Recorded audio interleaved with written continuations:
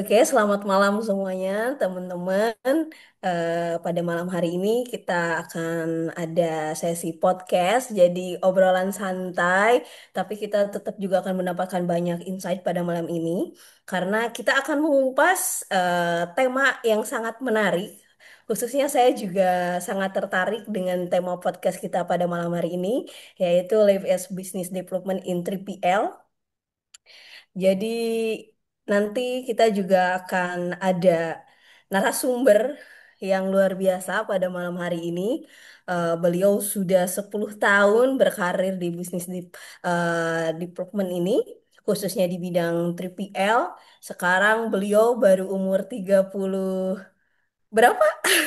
Baru 30 tahun tapi sudah ada di level senior manager dengan banyak pengalaman menghandle klien-klien di multinational company.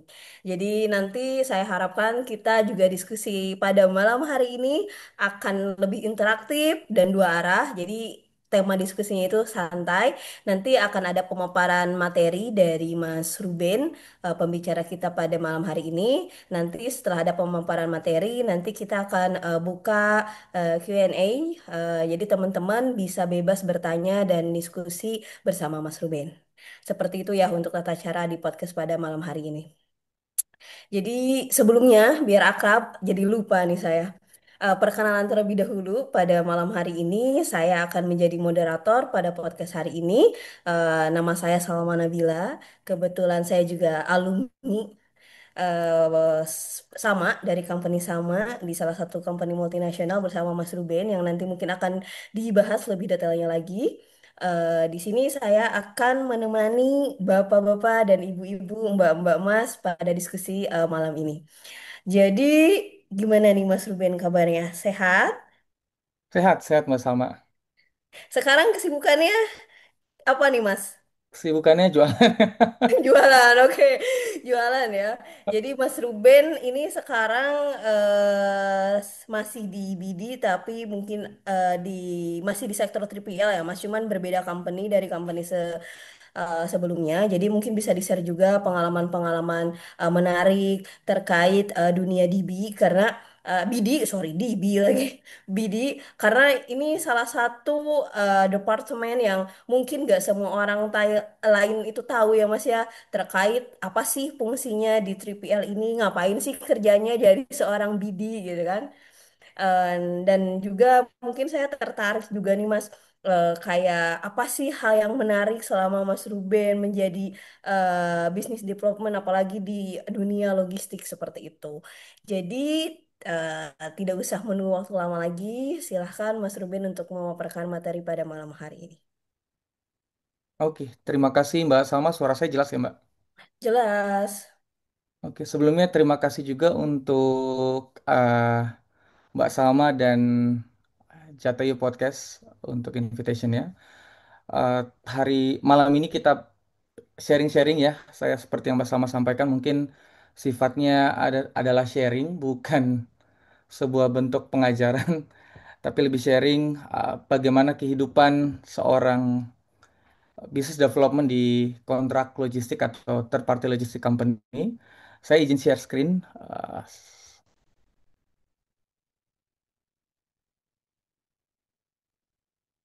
Pak Aje, Mas Ruben, saya sama Mbak Salma. Jadi co-host Pak Aje. Sorry, sorry. Ya, Sebentar ya Pak Mas sambil, Ruben ya. sambil menunggu ya. Jadi mungkin Iya, iya. eh, sebagai perkenalan, nama saya Ruben. Saat ini bekerja sebagai Head of Business Development di Kuehne+Nagel Kontrak Logistik. Ya, sebelumnya saya memulai karir sudah berkarir 10 tahun di industri logistik, memulai karir sebagai manajemen trainee di PT GAC Samudra Logistik, sebagai MT di Finance, 5 tahun di Finance di PT GAC, lalu pindah menjadi Key Account Manager di DHL Supply Chain Indonesia selama 3 tahun, lalu pindah lagi departemen di business development di tahun 2022 sampai 2025 dan baru-baru ini saya 1 bulan pindah ke PT Kunanagal Indonesia sebagai Head of Business Development. Saya mau izin share screen, cuman belum bisa. Jadi eh, saya paparkan saja ya. Iya, sekalian mungkin sambil nunggu Pak Aje, teman-teman kan tadi sudah denger nih, tak kenal maka kata sayang, yang udah kenal juga belum tentu sayang. Jadi silahkan kalau mau nanya-nanya dulu nih ke Mas Ruben.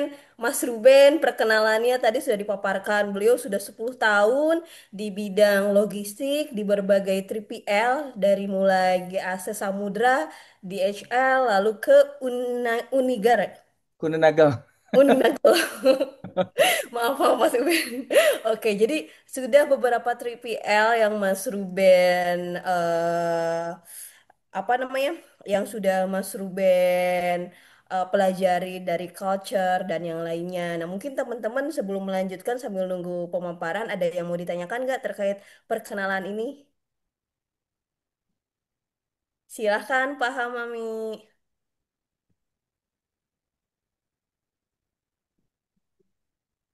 Halo, silahkan Pak Hamami. Suaranya masih Masih oh mute di Pak mute. Hamami. Oh, kayaknya kepencet deh ini. Pencet Cuman ya. mau bilang hadir gitu. Oke, ada Halo, lagi yang sorry, lain mau nanya? Oh, ada. Udah. sorry. Sila, ya, Selamat, malam salam Pak. kenal Pak Ruben. Selamat Pak Ruben, kenal, saya selamat dengar malam Pak. tadi 3AC Samudra Logistik itu tahun berapa Pak Ruben? Saya di 2014 Pak, zaman Pak Oh, Hadi I Wicaksono. see. Ya, saya udah dari sana. Dulu kami kliennya 3AC Samudra Logistik yang di Delta Silicon. Oke Pak Ruben, Oke, senang salam-salam bisa Pak. kenalan. Good luck. Saya Thank you senang Pak. bisa join di sini. Saya mau belajar. Terima kasih Bapak-Bapak untuk kesempatannya dan Ibu. Selamat malam. Malam-malam Pak Hamami. Malam, Pak Hamami. Pak Hamami sambil kita nunggu, nanya dong Pak, berarti sebelumnya di klien GAC itu apa ya, Pak? Customer apa Pak, prinsipalnya? Di salah satu perusahaan makanan, Pak Ruben. Oke, Iya. Ya, oke, thank you ya Pak. kita keep di sana 35.000 pallet position waktu itu. Jadi saya tahu nih kayaknya. Iya, iya, iya, Ya, iya, Pak leading Ruben. company untuk susu ya Pak. Ya, Ya, macam-macam. macam-macam ya, ya. Iya, iya, Pak Ruben. Oke. Berarti dulu sama Pak Nelson Lenggu ya, Kebetulan saya eh, kenal Pak Tokyo Leadership Fajri ya, ya, ya kalau Pak. nggak salah ya. Betul, ya. Iya, iya. Iya, iya, sip, Salam kenal sip. ya Pak. Ya, makasih Pak Ruben. Selamat kenal juga. Senang bisa kenalan. Nah, gini, jadi kan interaktif nih sambil nunggu pemaparan materi gitu. Nah, ini teman-teman bisa nanti ya kalau ada pertanyaan bisa di-keep dulu. Kalau untuk materi ya, tapi untuk perkenalan silahkan. Takutnya mau nanya nih, statusnya apa Mas Ruben gitu kan. Atau mau yang nanya yang lain, nggak apa-apa, nanya aja. Di sini kita forumnya bebas, kita di sini diskusinya juga santai, tapi ilmunya harus dapet kayak gitu. Nah, saya juga menarik banget nih malam ini, Mas Ruben. Eh, saya juga pernah kepikiran sebenarnya. Saya juga kan di bidang 3PL tuh 5 tahun. Jadi kadang saya juga bukan bagian dari operation ya, dari departemen independen yaitu K3 safety. Jadi kadang juga saya pernah kepikiran nih bekerja selama itu di logistik kayak siapa sih yang bikin klien-klien besar percaya sama perusahaan 3PL gitu. Dan saya lihat, saya baca, yaitu orang-orang hebat di posisi BD ini gitu. Yang mungkin nanti bisa Mas Ruben jelasin nih suka dukanya sebagai seorang BD di perusahaan logistik itu seperti apa. Yang pasti pengalamannya itu udah malang melintang lah, lebih dari 10 tahun gitu. Sudah jadi di top level manajerial gitu. Nah, ini sangat menarik yang kita tunggu nih untuk Mas Ruben kupas kepada kita semua kayak gitu. Ini udah bisa di share screen belum ya Pak Yudi? Sebentar, sebentar. Pak J, Ya, sambil nunggu mungkin bahasa lama ya. Jadi Oke. kalau disampaikan bahwa BD itu yang membuat sebuah perusahaan menjadi besar, saya bisa bilang it's a teamwork karena kenapa? BD-nya mau mau jualan sebagus apapun kalau operationnya berantakan, mereka tidak akan bisa go to market gitu ya. Jadi again,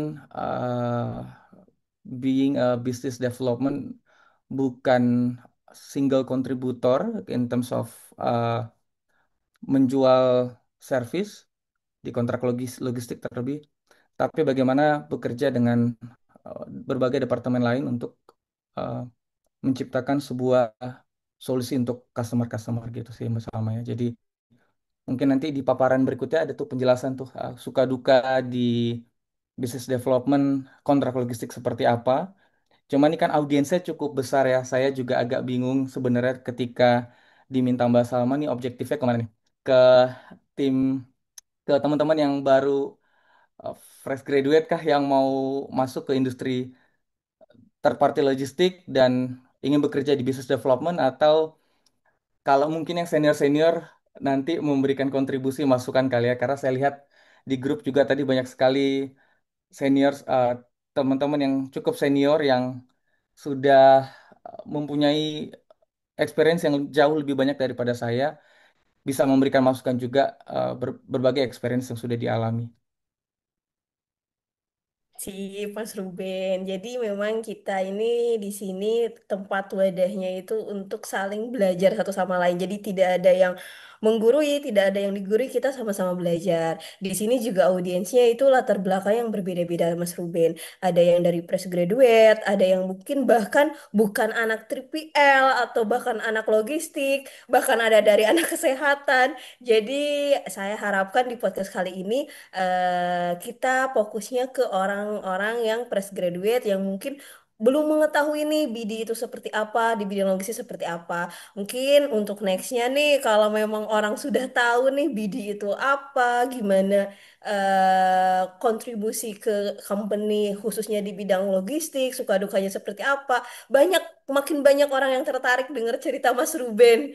Bisa mungkin kita bukan hanya podcast ya Pak Yudi, tapi bisa buatkan Hmm, seminar khusus untuk spesialis atau lebih spesifik lagi terkait BD ini. Kayak gitu sih Mas Ruben.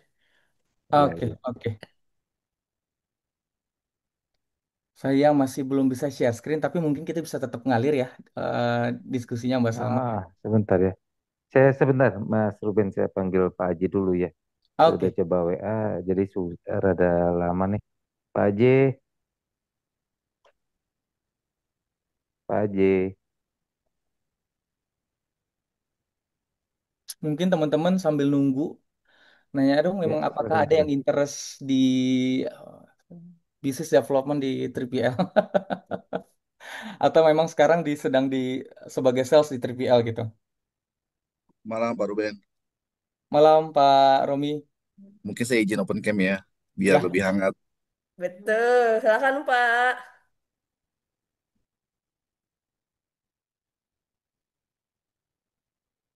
Jadi, malam Pak. Mbak Salma, terima kasih waktunya. Mas Ruben, atau Pak Ruben manggilnya nih ya. Mas Lebih aja enak ya. Pak. Pak Ruben kali ya. Mas aja. Pak Yudi, terima kasih waktunya Pak Yudi. Mas Ruben, salam kenal. Romi dari CJ Logistik. Oh, salam kenal Pak. Ah, ah. Mas Ruben tadi sempat ngobrol di GAC, berarti bareng Wahyu Budi Prasetyo ya, yang sekarang di DHL Betul. Transport Manager ya. Di GAC bareng beliau, pindah ke DHL juga bareng beliau. Iya, masih sowan sama saya kemarin di BPK Leo bareng-bareng kita dari DHL.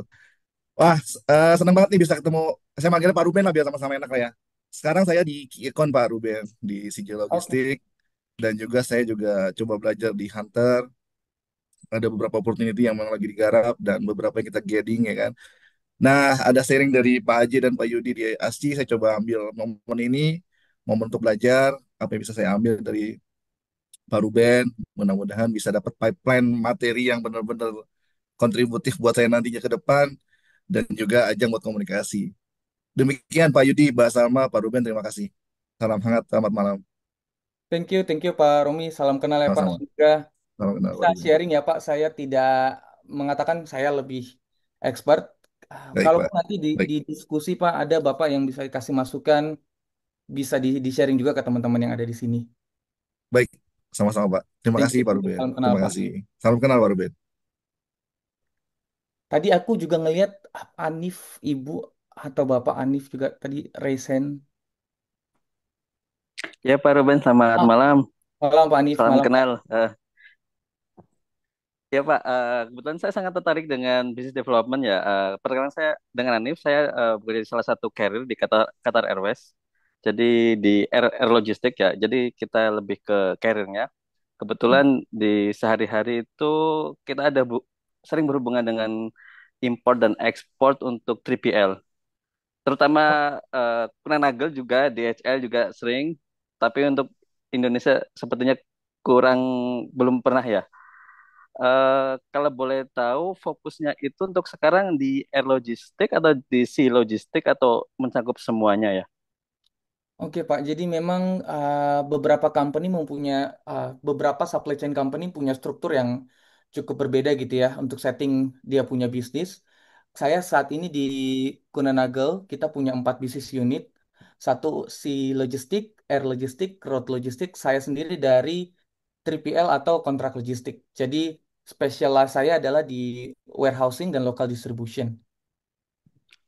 Oh, jadi lebih ke distribution ke supply chain pas di warehouse-nya ya? Betul Pak. Oke, oke, terima kasih penjelasannya. Ya, nanti mungkin dengan berjalannya podcast ini akan lebih tahu bagaimana hubungannya career dengan business development. Oke, terima kasih Pak. Selamat malam, salam kenal. Salam Pak, salam kenal, thank you Pak.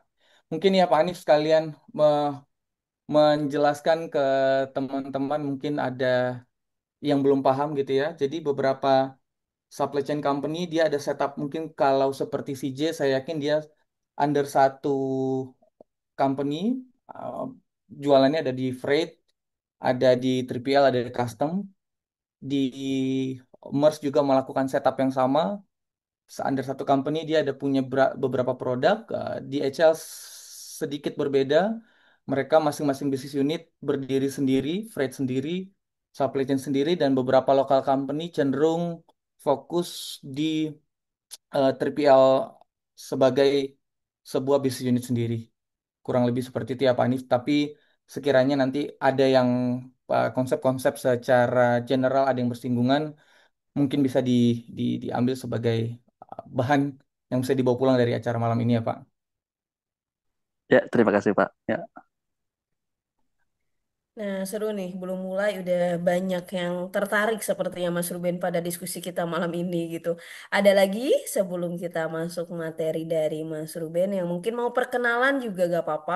Ini partisipannya juga lumayan, udah 30 lebih yang hadir pada hari ini.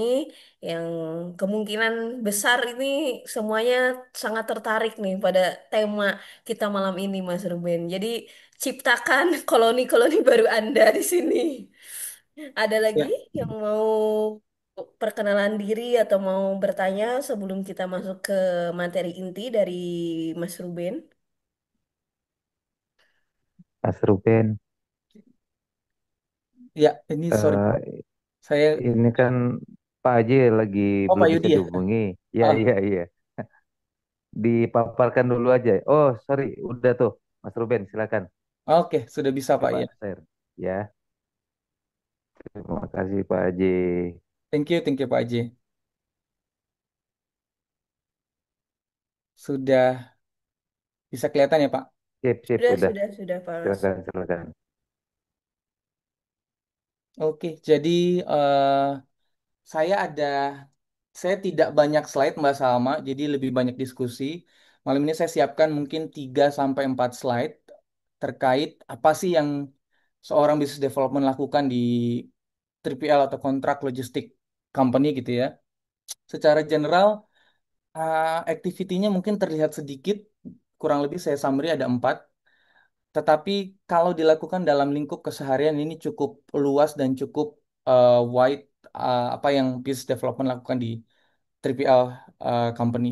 Secara general saya sampaikan dulu, mungkin teman-teman banyak yang dari principal belum kenal 3PL atau third party logistik.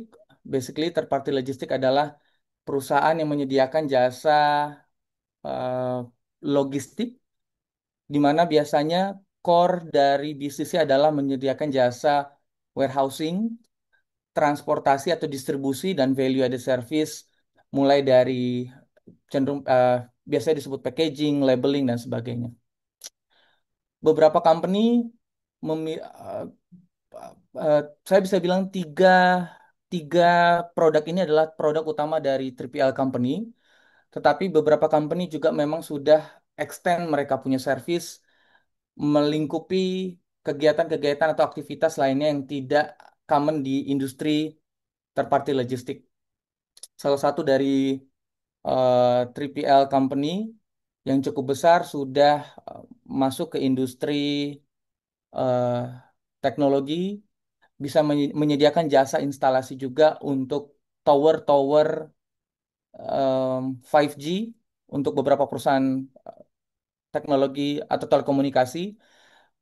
Another 3PL company juga sudah extend mereka punya service untuk industri mining, jadi sudah antar alat-alat eh, berat sampai ke tengah laut untuk industri mining. Lalu setelah seorang BD meng pertama seorang BD harus mengetahui apa yang mereka lakukan atau produk yang akan mereka jual di market. Berikutnya, apa sih yang seorang BD harus lakukan in a konteks 3PL dalam keseharian mereka di pekerjaan. Hal kedua yang harus dilakukan adalah strategic planning. Menjadi seorang business development di 3PL itu harus punya strategi, tidak bisa mengandalkan masuk ke market, kita lihat ada bidding, kita join, hanya join, terus berikutnya bidding lagi ada join, tapi seorang business development di 3PL itu harus mengerti industri atau sektor yang ada di market. Let's say ada industri retail and consumer, ada industri otomotif, ada industri teknologi, ada industri energy and mining. Seorang business development harus bisa meng mendefine sektor mana yang mereka mau tuju dengan specific reasons. Specific reasons apa? Contoh, saya harus tahu sebagai BD, saya harus tahu kekuatan company saya apa, market yang saya akan tuju apa, market yang saya akan kembangkan apa.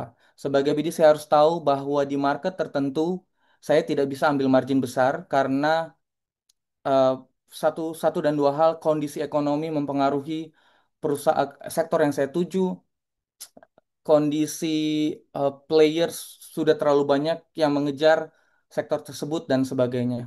Jadi untuk poin yang kedua, seorang BD tidak hanya melakukan kegiatan jualan, tidak hanya melakukan kegiatan ketok pintu, cari leads, tetapi juga harus mempunyai strategic planning in a konteks bahwa mereka tahu kalau saya jualan ini ke industri ini atau ke sektor ini, berarti strategi saya adalah sekian.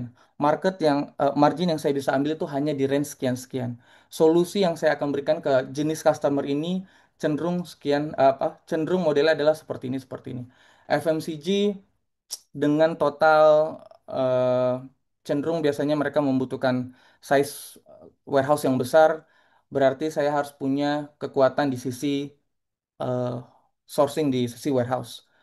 Saya pindah industri ke teknologi, cenderung harus mempunyai lead time distribusi yang cepat. Di industri teknologi, teknologi dan telekomunikasi, bahkan mereka ada lead time di 1 jam. Berarti solusi yang saya harus berikan adalah mempunyai eh, warehouse-warehouse kecil di berbagai daerah untuk memenuhi lead time. Jadi seorang BD itu harus mengerti berbagai industri dan eh, strategik yang mereka melakukan untuk memenangkan bisnis. Poin ketiga baru masuk ke sales activity, di mana setelah BD menentukan sektor mana yang mau dikejar, baru mereka mencari customer-customer eh, top level management dari company-company yang mereka tuju. Bagaimana dilakukan? Banyak ya, dari kenalan, dari tim di company yang ada dikenal di perusahaan tersebut, atau yang paling common adalah melalui LinkedIn.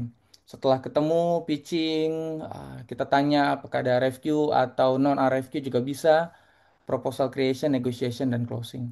Dan yang terakhir, account retention, misalnya sudah menang, sebetulnya ini partnya key account. Kalau tadi bahas di grup ada part key account ya, account retention merupakan di beberapa company yang setupnya sudah cukup bagus. Ada sebuah role namanya key account manager yang melakukan account retention atau mempertahankan account. Pekerjaannya cenderung untuk memastikan bahwa customer ini stay, perusahaan mendapat bisnis yang lebih banyak dari customer tersebut, dan eh, renewals kontrak terus dilanjutkan, kurang lebih seperti itu. Mbak Salma, apakah saya next dulu atau kita ongoing sambil tanya jawab?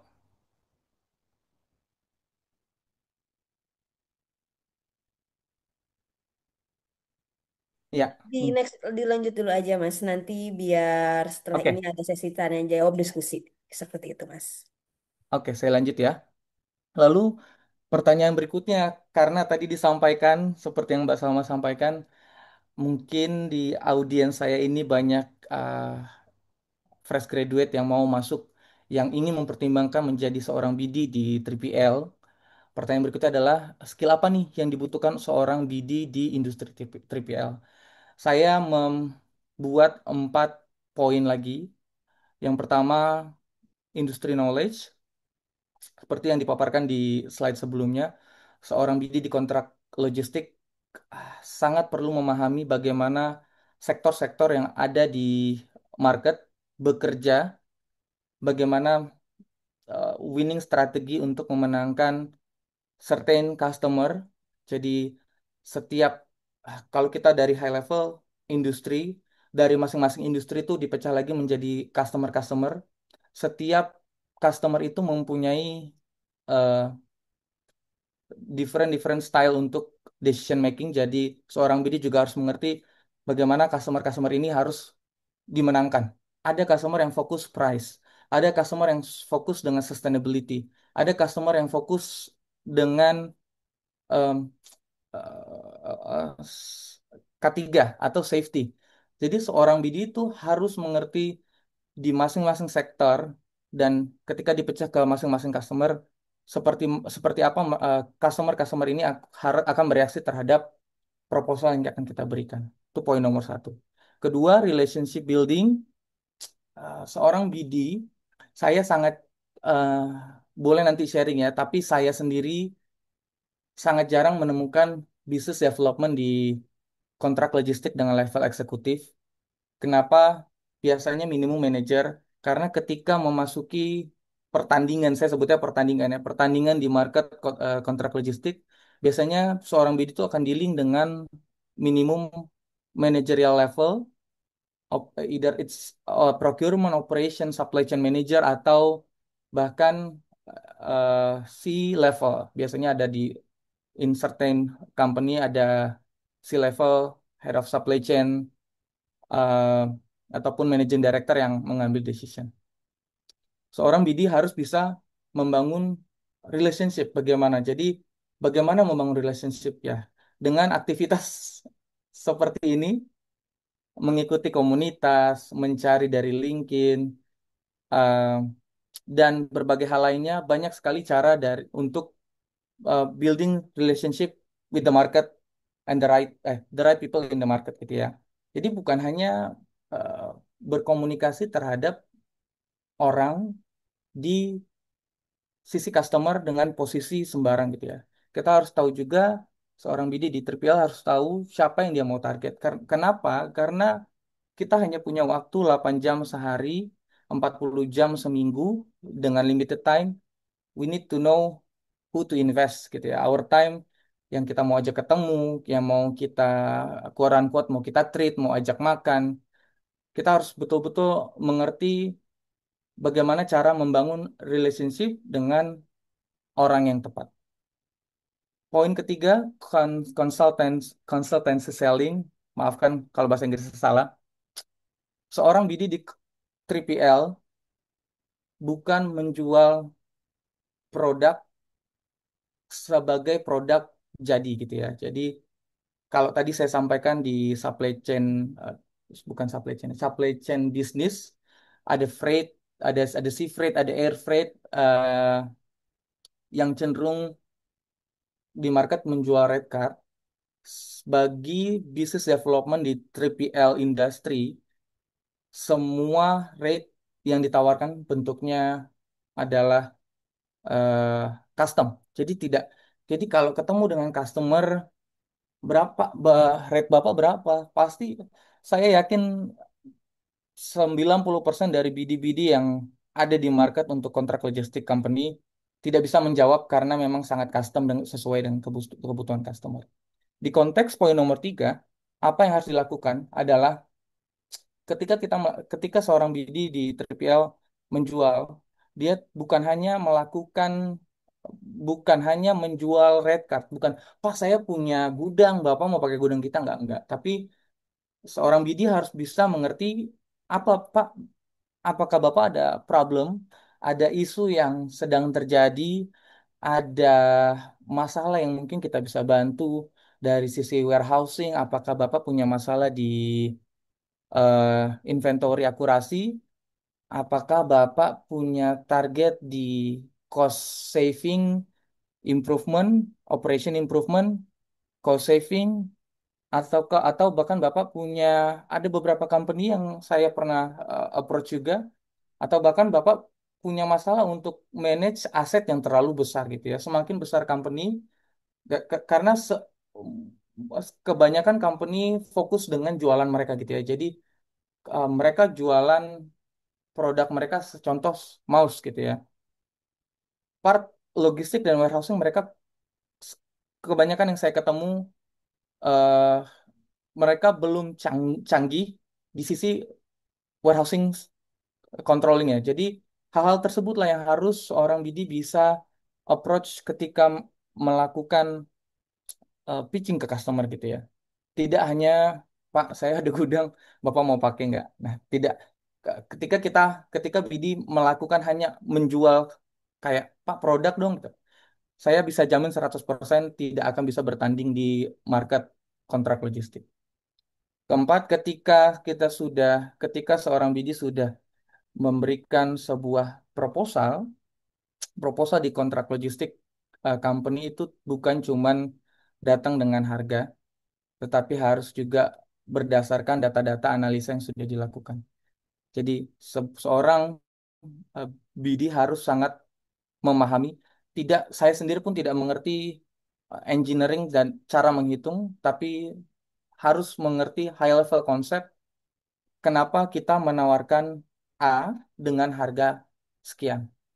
Kurang lebih hal-hal ini adalah key skill yang harus dimiliki seorang BD di 3PL industry. Berikutnya, hal-hal apa saja yang uh, tren apa saja yang saat ini mempengaruhi 3PL industry? Yang pertama adalah digitalization dan visibility. Seluruh uh, dengan banyaknya players di market, seorang BD di 3PL itu sebetulnya ini sebuah sebuah apa ya? Sebuah senjata yang harus dibawa seorang business development ketika mereka maju ke market ya. Ketika perusahaan tidak mempunyai tools untuk digitalization dan visibility, akan sangat susah melakukan penetrasi ke market dengan tingkat persaingan yang cukup tinggi. Jadi harus ada diferensiasi dari sisi digitalization dan visibility. Kedua, e-commerce dan omnichannel solution dengan perkembangan e-commerce yang sangat besar dan signifikan saat ini. Sudah banyak company yang mencari end-to-end solution berikut dengan e-commerce fulfillment dan omnichannel solution. Specifically, poin nomor dua untuk consumer dan retail industry. Yang terakhir, ESG dan sustainability. Uh, kalau jadi ketika prinsipal customer ingin membeli sebuah produk 3PL, ada dua yang mereka melihat. Mereka akan lihat dua hal. Satu, solution fit yang tadi saya sudah sampaikan bahwa proposal harus sesuai dengan data A, B, C, D, Z. Di sisi selain itu, mereka customer juga akan melihat dari business fit. Apa sih itu business fit? Business fit adalah eh, sebuah kecocokan antara value-value yang ada di perusahaan mereka dengan value-value di perusahaan 3PL. Jadi mereka akan punya kecenderungan untuk memilih 3PL dengan value yang sama. Dalam hal ini, ESG adalah salah satu ESG dan sustainability adalah salah satu yang sangat di-highlight eh, untuk dimiliki berbagai perusahaan. Terlebih kalau kita engage dengan perusahaan-perusahaan dari US dan European. Terakhir, slide terakhir Mbak Salma, tidak sampai setengah jam ya. Mungkin nanti diskusinya bisa lebih panjang. Sip, Mas Ruben.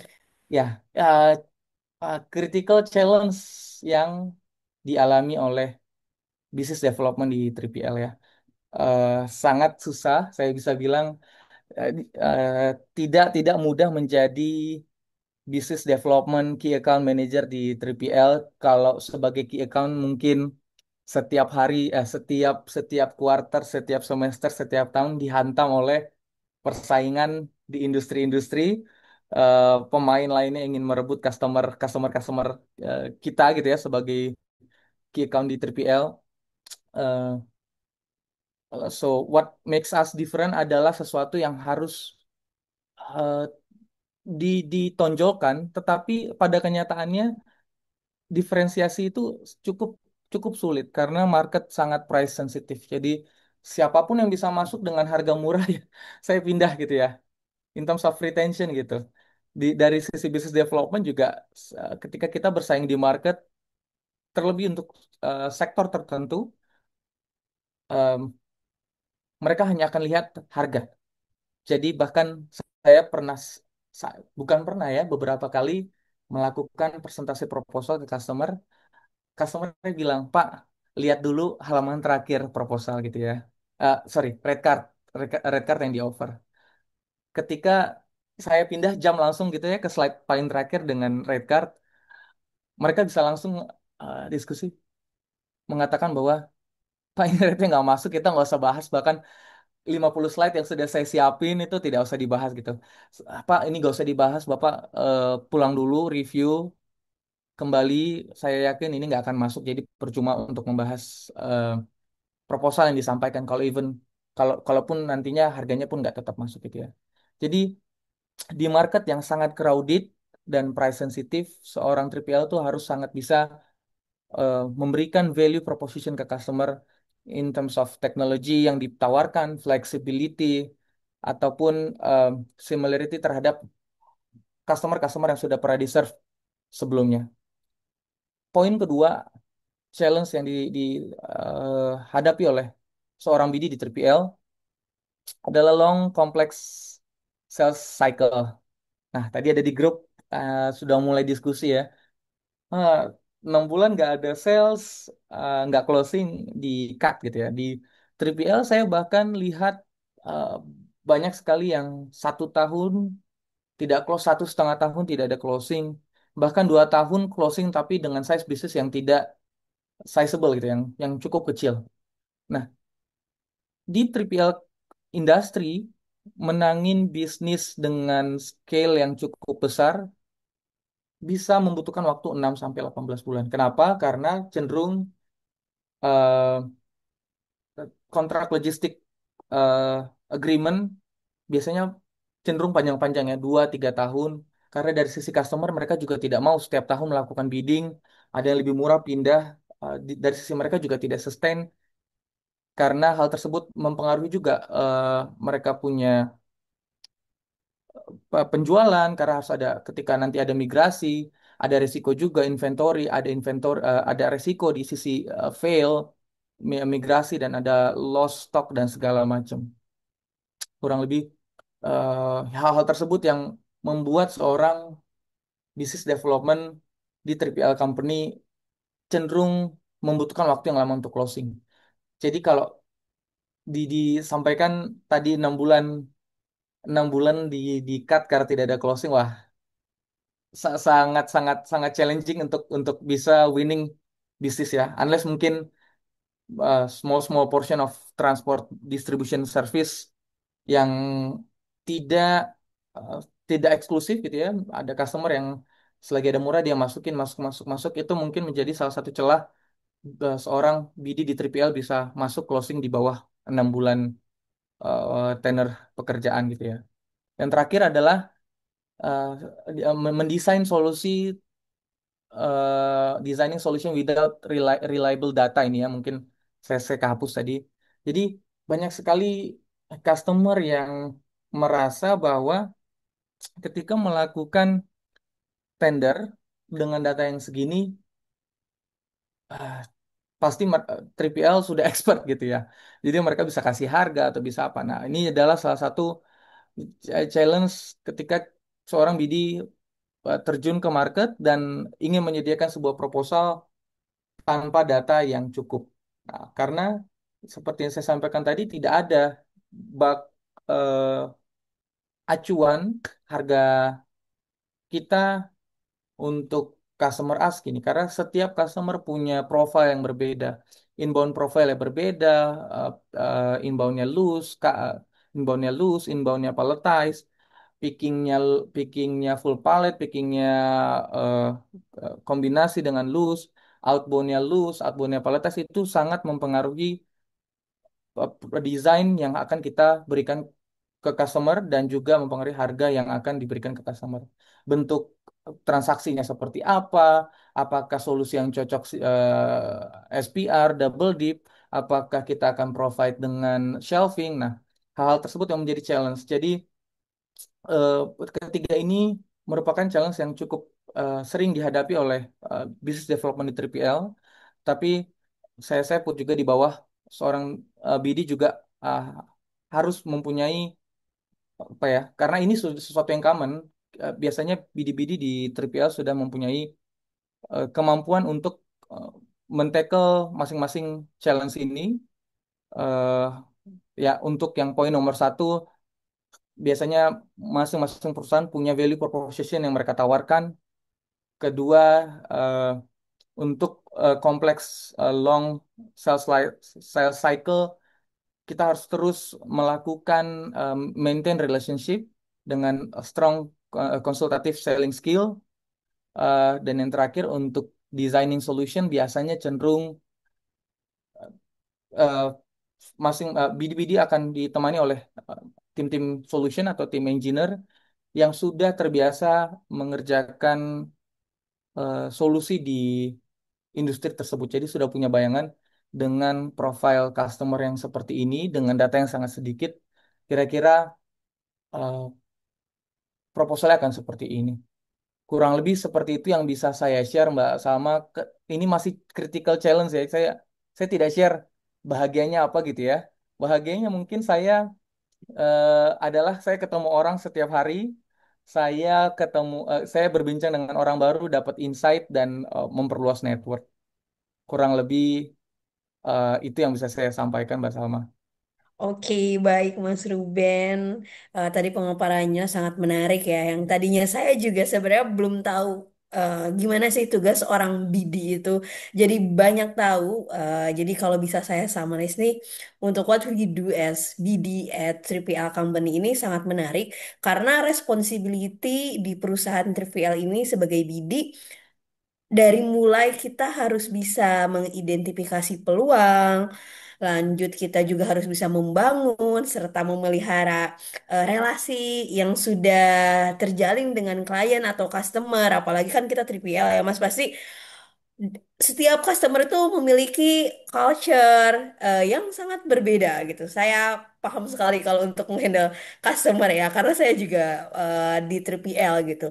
Nah, selain itu juga tugas dari BD ini tadi telah disampaikan oleh Mas Ruben. Jadi harus merancang ya Mas untuk solusi logistik yang sesuai dengan masing-masing customer gitu. Dan tadi juga dibahas ternyata yang memimpin negosiasi kontrak sampai itu kelar juga dari pihak BD ya Mas, sampai itu kontrak kontrak itu disetujui oleh kedua belah pihak gitu. Dan termasuk juga kepuasan pelanggan juga tetap DB juga ikut berkontribusi langsung ya Mas ya. Betul, Mbak Oke, Salma. dan selain itu yang menarik lagi tadi Mas Ruben bahas adalah terkait BD itu walaupun dari awal memang yang meriset kebutuhan pasar, strategik dan yang lainnya, tapi tetap sejago apapun tim BD menjual, tetap kolaborasi secara internal juga harus tetap terjalin karena BD gak bisa berdiri sendiri gitu. Dan itu mungkin yang bisa saya summarize teman-teman. Karena banyak sekali nih sebenarnya hal-hal yang menarik yang belum kita kupas tuntas. Jadi sekarang kita sudah mulai buka nih sesi diskusi kita pada malam hari ini. Silahkan teman-teman kalau ada yang bertanya bisa angkat tangan terlebih dahulu. Nanti kita akan persilahkan. Jadi jangan disia-siakan waktu malam hari ini karena oh ya udah langsung nih Pak Yandri. Silakan Pak Yandri Wah, ini bisa expertnya ini. memperkenalkan diri terlebih dahulu lalu bisa bertanya kepada Mas Ruben untuk diskus. Kayaknya Pak Yandri nggak bertanya ini menambahkan. Ya, sorry. Nggak, mungkin sedikit koreksi kali ya. Mungkin kalau karena kebiasaan emang bisnis CLS itu dekat dekat dengan 3PL, karena jadi orang menganggap 3PL itu CLS gitu kan. S- Semua perusahaan CLS itu 3PL, nggak semua 3PL itu mengerjakan CLS. Mungkin kualifikasinya gitu, karena eh, kan sempat tadi di grup dibahas tentang kaki account ada yang global, itu kan kayak biasanya mereka ngerjakan order management, itu mereka juga sebenarnya kan 3PL 3PL juga beroperasinya gitu kan. Hmm, hmm. Mungkin sedikit koreksi aja sih. Ya aku sih dari sebelumnya ya, kalau buat pengalaman eh, di diam, ya kita waktu itu kebetulan di apa ya, logistik. Kalau secara perusahaan sih saya nggak menyarankan ke sana karena semuanya harus kerja sendiri. Ya, Mungkin itu aja dari saya sih. thank you Pak Yandri ini suhunya nih. Thank you Pak untuk tambahannya Pak. Gak apa, saya sih saya malah cuma 7 tahun, 7 tahunan lah di di logistik. Sekarang udah nggak logistik lagi saya, bentar lagi. Oke Pak. Thank you Pak Yandri. Terima kasih Pak Yandri. Ada lagi yang lain? Pak, Oke, Pak Reja, silakan Pak Reja. Jangan lupa Pak Makasih Mas perkenalan Alma. terlebih dahulu Pak. Ya, perkenalin ya, nama saya Reza, kebetulan sama sama Mas Ruben, industrinya 3PL. Jadi kalau ketemu sama Mas Ruben itu yang ditanya gimana kabarnya, lagi karena ngerjain apa sama gitu? ya, dia lagi ngerjain apa, kabarnya gimana, baik-baik aja nggak? Karena kalau di sebagai BD di 3PL itu kita saling merasakan susahnya penetrasi ke market, Mas Ruben ya. Betul, betul. Jadi, eh, jadi menarik tadi yang dibahas juga tentang produk yang dijual itu mostly sebenarnya belum tercipta produknya karena sesuai dengan kebutuhan pelanggan gitu kan, dan harganya juga belum ada. Benar-benar harga bisa kita buat setelah ada data gitu ya Mas Ruben ya dari customer ya. Dan kadang juga kesulitannya kan memang dari calon customer kita itu nggak open data gitu. Nah, Mas Ruben, kalau misalkan dari pengalaman Mas Ruben sendiri, ketika customer itu nggak open data kan kita pasti akan membuat yang namanya eh, perkiraan gitu ya ataupun estimasi terkait dengan kira-kira nih di industrinya mereka kegiatannya seperti ini dan kita akan berikan harga. Tetapi kan terkadang gara-gara data yang nggak visible di kita itu bikin kita ngasih harganya juga akhirnya lumayan pricey gitu kan, nggak kompetitif gitu kan. Nah, jadi untuk penetrasi bisa dapetin data-data gitu gimana biasanya Mas Ruben? Saya mau Ah. curi ilmu nih bisa dipraktekin ntar. Ya mungkin sharing ya Mas Reza ya. Jadi uh, ada dua jenis customer. Satu yang memang tidak mau share data karena memang confidentiality. Ada jenis customer kedua yang tidak mengerti data. Jadi ketika kita tanya itu nggak nyambung nih ngobrolnya nih. Mereka nggak data apa sih Pak gitu ya segala macam. Nah, ketika kalau kalau dari pengalaman saya, mungkin nanti yang sudah lebih expert juga bisa sharing. Dari pengalaman saya untuk mensiasati seperti ini biasanya kita develop sebuah proposal yang tadi seperti yang Mas Reza sampaikan dengan oh iya, oke, sorry. Dari start yang akan kita lakukan adalah interview bentuknya Mas Reza. Interview yang cenderung tidak akan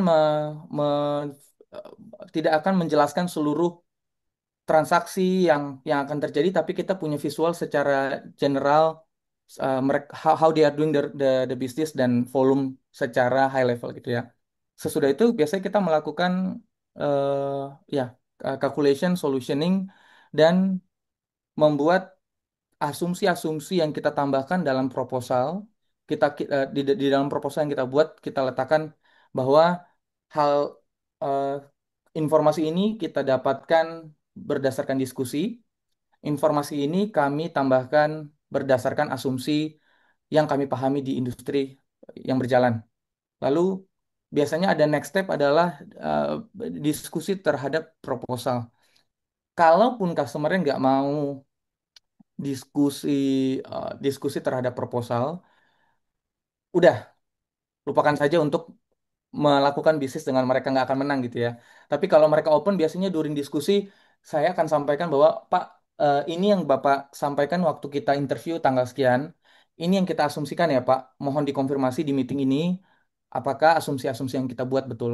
Kenapa? Karena akan sangat mempengaruhi harga yang kita buat dan bisa jadi mereka pun di situ mengkonfirmasi iya. Lalu nanti 3 bulan lagi pas sudah go live gitu ya, loh kita nggak ngomong gini nih, loh ini kok nggak ada gitu ya. Nah, penting sekali untuk seorang BD memastikan bahwa seluruh hal yang disetujui dalam diskusi eh, dan dituangkan dalam proposal di-include juga dalam kontrak yang akan ditandatangani oleh kedua belah pihak. Kurang lebih seperti itu sih Mas Reza dari pengalaman saya. Mungkin teman-teman di sini yang sudah eh, yang bermain di industri third party logistik juga bisa sharing ya. Oke, thank you. Insight-nya Mas menarik lah. Ya kalau ngomongin trivial nggak ada habisnya. Wah, luar biasa. Ya Jadi ya nanti mungkin satu customer satu customer 1 tahun itu untuk seorang BD sudah cukup bagus gitu ya. iya ya. Jadi saya juga pernah waktu masuk ke industri logistik, saya dulu kan di last mile ya. Hmm, Masuk pertama kali mulai penetrasi dan lain-lain karena juga company-nya kan startup ya. Itu butuh waktu sekitar 1,5 tahun gitu buat bisa dapetin satu klien yang big scale ya gitu. Jadi memang challenging lah. Oke, nanti sampai ketemu inilah ya Mas sampai ketemu di besok Kopdar. malam di Kopdar ya. Ya, oke Thank you itu Mas aja mungkin Reza. dari saya. Thank you Mas Ruben. Thank you Mas Reza. Thank you, Ya Mas sharingnya, Reza. thank you. Ini udah ada yang resign lagi, Mas. Pak Iqbal. Pak Iqbal ini sudah angkat tangan nih, Bapak bisa mungkin perkenalan terlebih dahulu, Pak, sebelum bertanya. Ya, halo, selamat malam Pak Ruben, Bu Salma, dan yang lain. eh Sebenarnya karena saya juga udah 4 tahun di logistik, kebetulan posisinya sama gitu ya di sales atau di business development. Sebenarnya saya ada banyak banget pertanyaan sih Pak, Oh ya, karena sebelumnya. Jadi Mas izin ya Pak Iqbal kalau agak banyak. Boleh nggak ya kira-kira kalau di, nanyanya banyak? di bendera yang mana nih? Warna aja. eh Kalau kalau saya eh, jadi sebenarnya gini Pak, kalau saya kan awal masuk logistik itu memang langsung ke startup. Oke. Jadi saya udah pernah ada di 2 startup gitu ya, di startup logistik. Sekarang saya ya bisa dibilang 3PL, bisa dibilang 4PL juga Pak. Kalau benderanya sih harusnya nggak terlalu ini sih. Gak apa-apa nanti kita temenan di LinkedIn ya. Baik, baik. Iya, Silakan Mas. kebetulan juga karena gini Pak, kenapa saya mau banyak nanya? Karena selama di startup itu kan memang fokusnya hanya di tracking inland gitu ya Pak ya, atau di transportnya gitu ya. Nah, untuk yang perusahaan yang baru ini saya tugasnya juga persis kontrak logistik gitu. Paling saya mau tanya seputar itu sih. Gitu. Jadi izin Pak, yang pertama saya pengen tahu nih, apakah si kontrak logistik itu memang dituntut untuk kita harus kasih semua servisnya, maksudnya end to end gitu ya, mulai dari tracking, gudang dan sebagainya, ataukah memang ada pengertian lain dari itu gitu. Itu yang pertama. Terus yang kedua, em, ya karena saya udah 4 tahun juga tuh nggak, walaupun nggak terlalu lama, tapi saya sering ikut banyak bidding gitu ya Pak ya. Dan namanya bidding juga pasti kan dia harga ya yang paling utama gitu. Walaupun kita, ya saya pengalaman aja sih Pak. Walaupun kita tuh kayak, oh servis kita begini gitu. Tracking kita misalkan tahunnya baru dan sebagainya. Tapi kalau bicara harga tuh seringkali apa ya kayak tadi sempat Pak Ruben cerita ya, yang nggak akan sampai gitu. Nah itu kira-kira saya mau shortcut aja nih Pak. Tipsnya gimana sih Pak caranya buat bisa ya minimal walaupun harganya misalkan nggak terlalu bisa bersaing tapi tetap kita bisa dipakai di pasar seperti itu. Paling dari sisi itu sih Pak. Sebenarnya ada dua pertanyaan lagi Pak, tapi mungkin boleh dijawab dulu aja takut kebanyakan. Ya, Makasih Pak Ruben. thank you Pak Iqbal ya saya panggil ya. Jadi mungkin untuk menjawab pertanyaan pertama, kontrak logistik apakah harus menawarkan semua? Absolutely enggak ya gitu ya. Jadi semua business development saya sharing dengan teman-teman yang yang eh, bekerja bareng baik dari perusahaan pertama, kedua dan yang sekarang gitu ya. Yang selalu disampaikan sebagai business development di kontrak logistik, kita tuh jualan solusi gitu ya. Ketika kita nggak bisa jualan quote unquote solusi, berarti sisanya perang harga, which is akan sangat susah di market 3PL gitu, Mas Iqbal. Uh, Kalau ditanya apakah kita harus jual semua, enggak dong. Kita ketemu customer melalui konsultatif selling gitu ya. Konsultatif selling dalam konteks kita eh, kita bisa kontak mereka, kita bisa secure jadwal meeting. Nah, di meeting meeting ini dalam ada dua ya, introduction meeting atau casual meeting kayak coffee meeting atau ngobrol dinner segala macam. Dah, di kesempatan itulah kita mencari tahu sebetulnya apa yang mereka butuhkan. Karena kita ngejual end to end, mereka tuh cuma butuhnya last mile delivery atau inbound transport haulage atau mereka cuma butuhnya temporary warehouse buat overflow. Nah, sebagai seorang BD di 3PL kita harus sangat um, mengerti bahwa diingat di dalam pikiran masing-masing bahwa we are a solution provider. Jadi ketika go to market selalu diingat-ingat bahwa customer butuhnya apa, mereka punya masalah apa. Kalau kita tidak bisa setting up posisi kita di situ, udah kita berarti sisanya adalah bermain harga yang nggak akan pernah eh, ketemu, akan selalu cenderung kalah di market gitu. Itu untuk pertanyaan nomor satu. Jadi konklusinya adalah customernya butuh apa, itulah yang kita jual, itulah yang kita tawarkan. Itu poin nomor satu ya. Yang kedua pertanyaannya adalah saya udah lupa. Kalau bagaimana? Itu apa namanya kalau Oh di ya. bidding soal harga sih Pak, lebih ke harga itu maksudnya sebenarnya udah terjawab sih di pertanyaan pertama, tapi paling saya mau spesifik ke pengalamannya Pak Ruben aja sih kalau misalkan terkait bidding harga itu kira-kira gimana tips-tipsnya gitu ya Pak. Oke, jadi Mas Iqbal, Pak Iqbal kembali lagi eh, makanya seorang BD di Tripel itu sangat penting ngerti market. Jadi market mana yang mau dituju nih? Ketika pasti Mas Iqbal bermainnya di consumer retail, iya atau enggak nih? Sebenarnya semua sih Pak. Oke, ketika nih consumer retail udah ketika berperang dengan consumer retail kalau tidak punya truk, tidak punya on truck, tidak punya tidak punya on truck dengan usia yang lama, usia yang sudah tua, udahlah. Pertandingannya adalah di teknologi. Ada nggak kita nggak bisa jualan harga, ada nggak jualan teknologi yang bisa mengcover itu gitu ya. Di industri-industri lainnya kayak energy mining, mereka cenderung punya budget yang lebih besar karena at the end dia punya logistik cost yang segini hanya berpengaruh sekian persen dari total produk cost gitu ya. Jadi ke- eh, eh, saya tidak mau memungkiri bahwa di market ini dengan kondisi ekonomi yang sekarang harga menjadi patokan yang paling besar, tetapi kita juga bisa harus membawa value proposition yang mau dijual ke customer. Ke- dan diingat lagi customer biasanya cenderung hanya punya selisih budget 3-5% lebih mahal ketika kita bisa menawarkan value yang lebih besar. Jadi misalnya ada satu kompetitornya Mas Iqbal nawarinnya 1 juta, ketika Mas Iqbal punya teknologi yang lebih bagus untuk manage apa? Oke, kita kasih GPS misalnya untuk tracking visualisasi real time. Ya dia hanya akan bisa beli ini kalau itu maksimum lebih mahal 5% dari yang si A tawarkan. Kurang lebih seperti itu.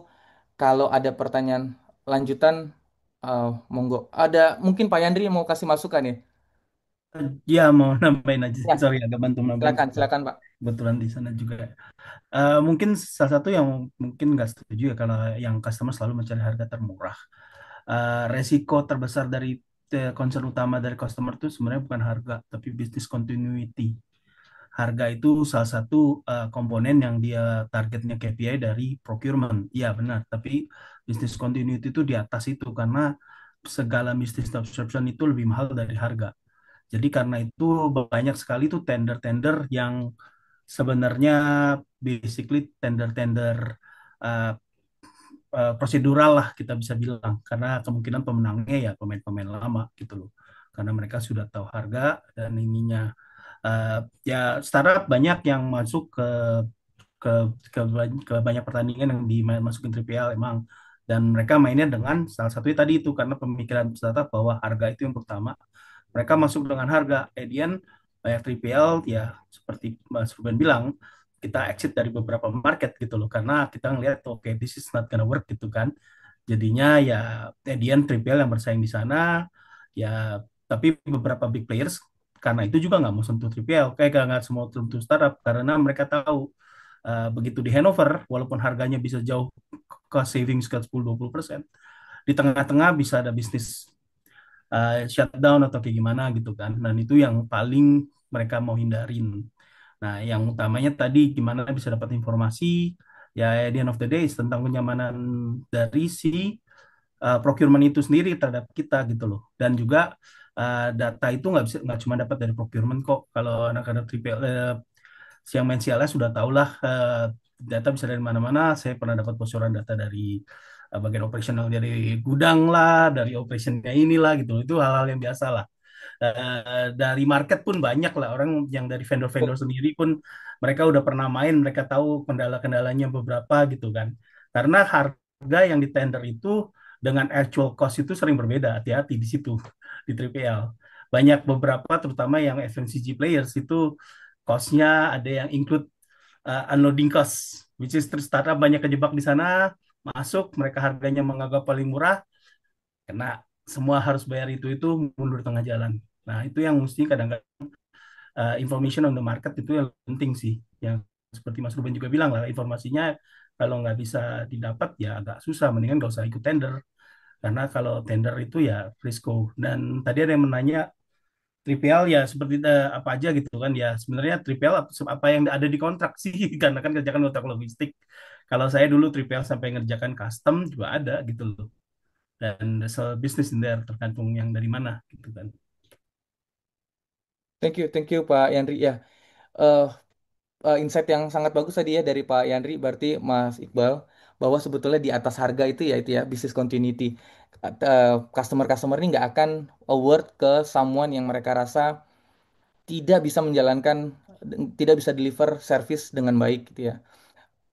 Pertandingannya tapi cenderung sudah di akhir ini, ini pasti yang kualifikasinya cenderung sama, cenderung bagus. eh Again biasanya harga kembali lagi harga gitu ya. Sama tadi Pak Yandri, satu poin yang aku catat adalah networking, Mas Iqbal. Sangat penting networking itu kalau bukan cuma di 3PL ya, untuk networking untuk dapat informasi apa sih yang sedang terjadi di market ini, si A bidding sebenarnya targetnya apa sih gitu ya. Itu penting sekali networking di sisi mendapatkan informasi yang kita butuhkan untuk menangin bisnis. Ya, next Mbak Salma ada yang raise hand lagi. Oke, kayaknya ini sangat menarik nih diskusi kita malam ini. Sudah ada resen lagi, ada Pak Hilal. Mungkin Pak Hilal bisa perkenalan terlebih dahulu sebelum bertanya. Selamat malam Mas. Pak Ruben. Malam Pak. Salam Malam Pak. kenal Pak, saya Hilal Salam Pak. kenal, Pak. Mungkin kalau saya lebih di third party lebih banyak di operationnya ya dulu ya. Oh sekarang sih udah enggak. Dulu juga pernah di supply chain sih, DSC juga. 2008 2008 saya udah tua gitu. Eh, tapi kita banyak di operasional. Cuman mungkin saya sedikit mau nanya itu mengenai sebenarnya mungkin secara proses mungkin mirip-mirip lah ya di BD ini ya. Nah, cuman saya tuh cuma penasaran aja gitu. Karena kalau seperti misalkan ya tadi kan beberapa reason untuk ngambil project gitu ya, kontrak itu kan kadang-kadang, bukan kadang-kadang, beberapa kali itu kita ngalamin di operation itu memang sifatnya adalah project ini harus ada mungkin karena oke lah rugi gitu ya. Tapi harus diambil gitu ya. Mungkin keputusan regional atau portofolio misalkan kan itu hal yang wajar gitu. Cuma saya tuh emang kadang-kadang penasarannya ya, dengan BD atau jadi kalau misalkan mendapatkan suatu project lalu let's say cost-nya harusnya satu satu juta gitu ya 1 juta lah misalnya. Tapi tender ini ternyata cost-nya itu setelah dimenangkan adalah 900 juta, Hmm. 900 ribu misalkan gitu, soal selisih itu.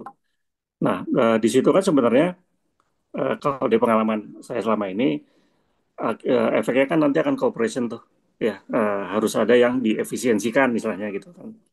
Nah, Hmm. cuman memang Ini salah satu ya kosnya lebih kecil atau jadi lebih besar, Pak?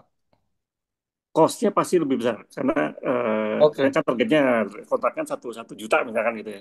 Tapi Ya, karena ya. di tendering dimenangkan 900 akhirnya untuk menjaga margin kan akhirnya di cut cost lah ada yang Oke. diefisienkan ya Paham, kan. paham, Pak. Ya, Itu ya. wajar sih biasa aja. Cuman Ya. memang penasaran saya itu sebenarnya eh, kalau memang hal itu dilakukan ya kenapa BD ini kalau dulu ya jarang sekali mengkomunikasikan hal itu dengan operasional gitu.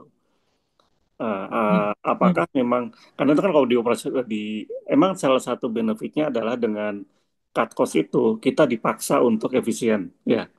Oke kalau dulu ya punten bukannya bela bela bendera nih cuman misalnya kayak DSC kan itu kan begitu kita tahu cut cost ini harus gini gini gini ya orang harus dikurangin, alat harus disederhanakan lebih efisien walaupun juga pernah saya pindah ke CEVA juga sama lah seperti itu. Dengar teman-teman di saya mungkin pernah dengan teman-teman di APL juga mungkin sama Kuhn Nagel juga mungkin saya ada teman di sana ada Pak Gatot mungkin kalau kenal mungkin. Nah itu juga sebenarnya lebih kepada saya merasa jarang tuh kalau di operasional ya. Wah dia dapat project dia seneng, tapi kalau kita dulu dapat project tuh agak deg-degan nih. Takut Gitu. gitu ya, Pak? Iya ini apalagi ya yang kita harus 3 bulan misalnya kan kita 3 bulan tuh berdarah-darah ya biasanya begitu tuh 3 bulan berdarah.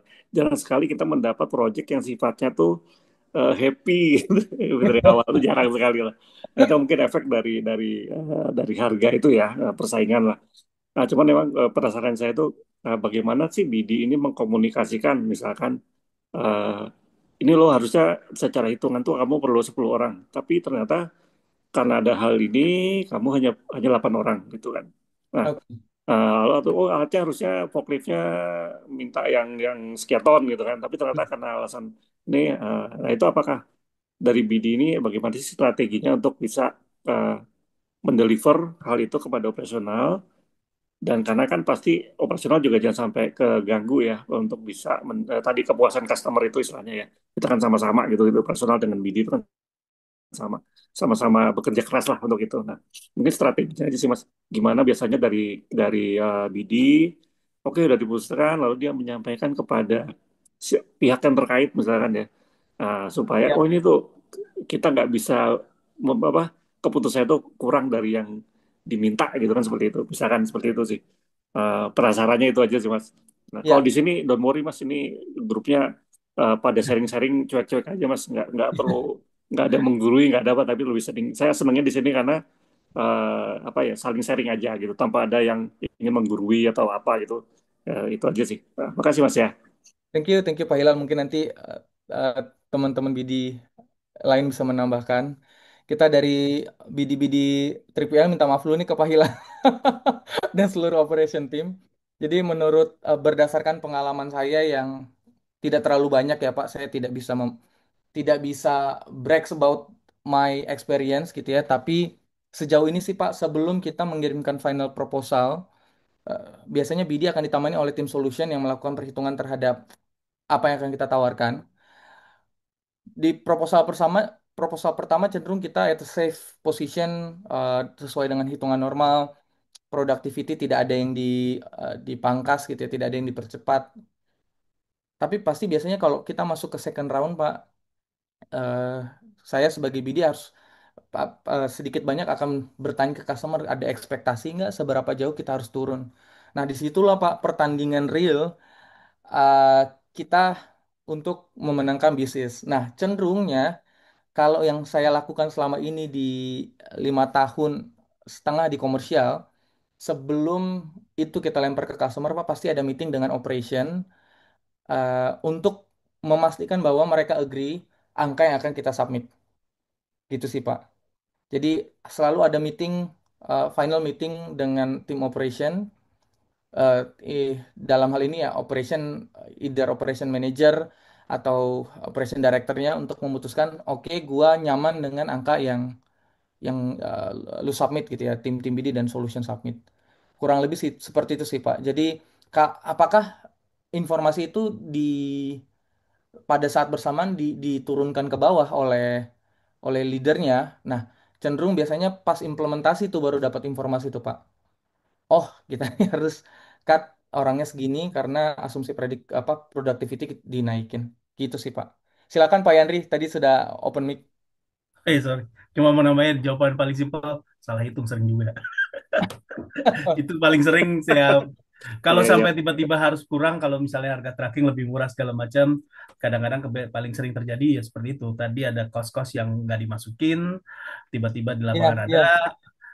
terus procurement dapat vendor yang mestinya dia inline, tapi ternyata support cuman truk yang lebih kecil atau lebih dikit. Nah, ya itu suatu ya basically sih kadang-kadang ya jawaban utamanya sih kadang-kadang bukan yang nggak mau kasih tahu, BD aja kadang-kadang nggak tahu Pak. Ya, Karena itu bisa juga karena itu. lebih banyak di ya kalau Pak Ruben kan ada tim solution, mungkin kadang-kadang tim solutionnya yang emang nurunin ke bawah ataupun dari si procurementnya yang ada mereka ada kesalahan juga gitu kan. Atau ya nggak ada kemungkinan juga kadang-kadang BD salah input pas standar juga ada Pak. Iya, Itu iya. hal-hal yang sering terjadi kok. Kadang-kadang kita harus balik ke customer bilang, tolong dong yang ini nggak bisa nih, salah input. Iya, iya. Tapi itu it's done, it happens gitu loh. Betul, betul setuju, Pak. Bahkan ada yang salah gambar gitu ya, Pak. Tadinya asumsinya 1000 square meter. eh i- in real operation tuh dia segambar racking 1000 square meter tuh udah include sama loading dock gitu yang ujung-ujungnya ada cost lagi yang perlu ditambahin gitu. Kurang lebih seperti itu, Pak Hilal. Ya, Siap-siap, terima kasih Mas. Memang sih kalau di dulu kita biasanya kalau udah kayak gitu kan berantem tuh ya, pasti berantem pasti, Pak. berantem. Nah, penengahnya tuh biasanya direktur lo udah direksi kan. Iya, iya. Langsung kita di challenge, operation sanggup kan nih? Nah, siap, sanggup ya. Ya udah, ngopi bareng selesai kok biasanya masalahnya. Soalnya Terima kasih Mas. Iya. nggak ada pilihan enggak ya, Pak. Ah, kalau operasional kan rindu order Mas. Iya. Ya, terima kasih Pak Ruben, Mas Yadi, makasih Pak. Wah, seru banget nih. Harusnya setelah ini ada ini perkumpulan BD ngopi bareng ya. Iya nih harus sih. Ngopi bareng DB, ya, BD. Ya mungkin dari tadi Mas Reja udah angkat tangan lagi, itu ada Pak Romi juga. Mau siapa dulu nih? Pak Reja dulu ya tadi yang angkat tangan duluan. Silahkan. Ya, Mbak Dani tadi juga. Oh, Oke. Mbak Dani. Oh iya, Ah, berarti nanti urutannya Mas Reja, Mbak Dani, lalu Pak Romi. Silahkan Mas Reja. Ya, seru sih kalau ngomongin BD ya. Jadi Iya. kalau penetrasi ini apa namanya sharing sedikit ya. Jadi kalau kita ngomongin harga, apakah penting? Penting banget gitu ya. Karena eh, service level di perusahaan-perusahaan 3PL itu maupun yang startup maupun yang udah lama itu cenderung sama ya. Cenderung sekarang itu kualitasnya cenderung sama. Jadi biasanya di final round itu ditentukannya sama harga gitu kan. Jadi karena kalau ngomongin teknologi semua sekarang visibility-nya udah oke-oke gitu kan. Kalau di kami sendiri mungkin teman-teman udah ada beberapa yang tahu kita cenderungnya lebih ke eh, nonjolinnya ke lebih ke last mile-nya ya, ke transportasinya gitu kan. Nah, tadi ada pertanyaan yang menarik juga dari Mas Iqbal tadi, gimana caranya nentuin tarif, menentuin apa namanya bersaing di tarif dan lain-lain. Kalau di saya sih solusi satu-satunya karena biaya logistik paling gede itu ada di transport, ya transportnya harus efisien gitu kan. Nah, gimana caranya? Ya itu bisa belajar sama teman-teman di ASCI gitu kan. Jadi gimana caranya transport itu bisa efisien? Kalau saya bisa share sendiri, eh, ini disclaimer ya, ini di tempat saya gitu ya. Saya nanganin salah satu apa namanya perusahaan skala nasional gitu dengan mungkin logistik cost-nya sekitar 1% gitu kan. Nah, kalau ngomongin ngomongin harga serendah itu pasti kan mikirnya, oh ini nggak dapat teknologinya dan lain semuanya dapat gitu kan. Nah, memang tapi cost yang dipotong lebih di banyak di warehouse-nya pasti. Karena kalau ngomongin industri zaman sekarang udah pasti ngomongin kecepatan, ngomongin ketersediaan gitu-gitu kan. Jadi memang triknya adalah di transportnya gitu. Kalau dari saya sih gitu sih, Mas Ruben ya. Karena kalau mau saingan sama kayak perusahaannya Mas Ruben kan susah gitu ya. Infrastrukturnya banyak gitu kan. Jadi bersaingnya di servis yang lain gitu. Kalau dari saya sih gitu Mas Ruben. Thank you Mas Reza masukannya. Eh, betul ya. Jadi ah, memang ketika mau go to market sebutnya ya, mau ke pasar, mengetahui kita punya capability itu penting banget supaya tahu nih mana dulu yang mau dibesarin gitu ya. Kemampuannya apa dulu nih yang kita punya gitu. Thank you Mas Reza. Thank you Mas Reja atas feedbacknya, atas tambahannya di diskusi kita pada malam hari ini. Terus ada Mbak Dani dulu ya tadi ya, Mbak Dani. Mbak Dani Silakan udah Mbak Dani. Ya naik turun Mbak tangannya. Salma. Halo Pak Ruben, kedengeran nggak suaranya? Kedengeran? Kedengeran, Ya. lucu banget. Apa tuh? Itu fotonya. Oh iya, Aku lagi baru seksi tahu. saya, lagi seksi. Ya, Mas Ruben, saya pernah jadi BD di commercial vehicle, biasanya ditandemin nih dengan BD di 3PL, kita sama-sama support untuk solusi waktu itu. Jadi, eh, kadang ya memang kalau kita simak dari tadi itu menawarkan harga termurah itu kan jebakan klasik ya. Jadi Hmm. kebanyakan di dunia logistik itu ya harus cepat, fleksibel, dan dipercaya biasanya. Karena kadang juga kita sebagai prinsipal milih 3PL hal-hal yang seperti itu. Jadi kadang yang ditanya sama eh, customer sendiri, saya mau distribusi nasional 1.000 toko misalnya. Ya kadang yang beberapa 3PL yang sering datang dengan solusi ke kita itu biasanya dia nanya, target utamanya apa nih? Lead time kah? Efisiensi biaya atau service level agreement-nya? Nah, dari situ tuh jadi eh, apa ya, bukan sekedar tukang angkut tapi semacam tadi yang Mas Ruben bilang apa? Konsultan supply chain ya. Tapi kamuflasenya sebagai BD ya. Iya. Jadi, tadi menarik tuh yang disampaikan oleh Mas Ruben sama Pak Reza. Jadi tentang yang kita suka dari customer biasanya solusi dan data. Jadi dia nggak hanya data tapi solusi. Seperti contohnya dia datang, dia sampaikan desain rutenya bagaimana sih, simulasi biayanya, SLA per rutenya gimana. Kemudian model inventory relocation ke depo yang lebih strategis apa kan gitu. Kemudian dashboard visibilitas tadi dan prediksi keterlambatan. Kadang kita suka tuh kalau mereka siapkan itu. Jadi kadang kita ngelihat suatu 3PL bukan hanya dari harga, tapi kadang wah ini dia ngerti nih bisnis gue, bukan cuma nganterin barang kan gitu ya. Jadi kadang juga bahasa-bahasa operasional, bahasa keuangan sama kepanikan kami sebagai klien kadang itu yang bikin seneng banget. Contohnya eh, sentuh operasionalnya bahwa bicara throughput, load factor, bahkan dia bicara reverse logistik. Kadang keuangan itu dia bicara impact biaya logistik ke profit margin. Bahkan kadang dia apa ya, tahu apa sih yang bikin supply chain di tempat kita itu chaos ya. Terus bisa tawarkan solusi biar kita nggak sempat panik. Karena kadang kita itu nggak datang bilang logistik saya butuh integrasi WMS dan FMS. Tapi kita cuma bilang barang saya suka nyasar nih, Hmm. gudang saya penuh. Kadang kita bilangnya seperti itu kan. Kemudian apa namanya ya? Yang paling seneng tuh ketika kita ketemu orang yang dia datang sebelum ditanya udah inovasi. Contohnya dia udah siapkan bundling transport, warehouse sama sistem visibilitas kan. Kemudian zaman-zaman saat ini dengan industri yang semakin canggih ya, kadang ada industri yang sangat merusak lingkungan. Contohnya, dia tawarkan karbon kalkulatornya dan efisiensi green logistiknya apa sih kan gitu. Kemudian masukkan dari dashboard real time tracking ke proposal lah. Itu biasanya yang apa ya? Kita bikin wow ketika eh, kita sadar bahwa kita butuh itu sebelum kita minta. Itu kadang yang kita seneng. Nah, tadi menarik juga di Mas Hilal. Tadi ada cerita tentang yang rugi ya, cutting cost. Saya pernah ketemu salah satu 3PL yang ambil yang seperti itu tuh. Jadi waktu itu dia alasannya sih bukan sekedar asal bakar duit ya, tapi lebih ke strategi pemangkasan biaya itu tadi. Dia untuk masuk ke akun strategis.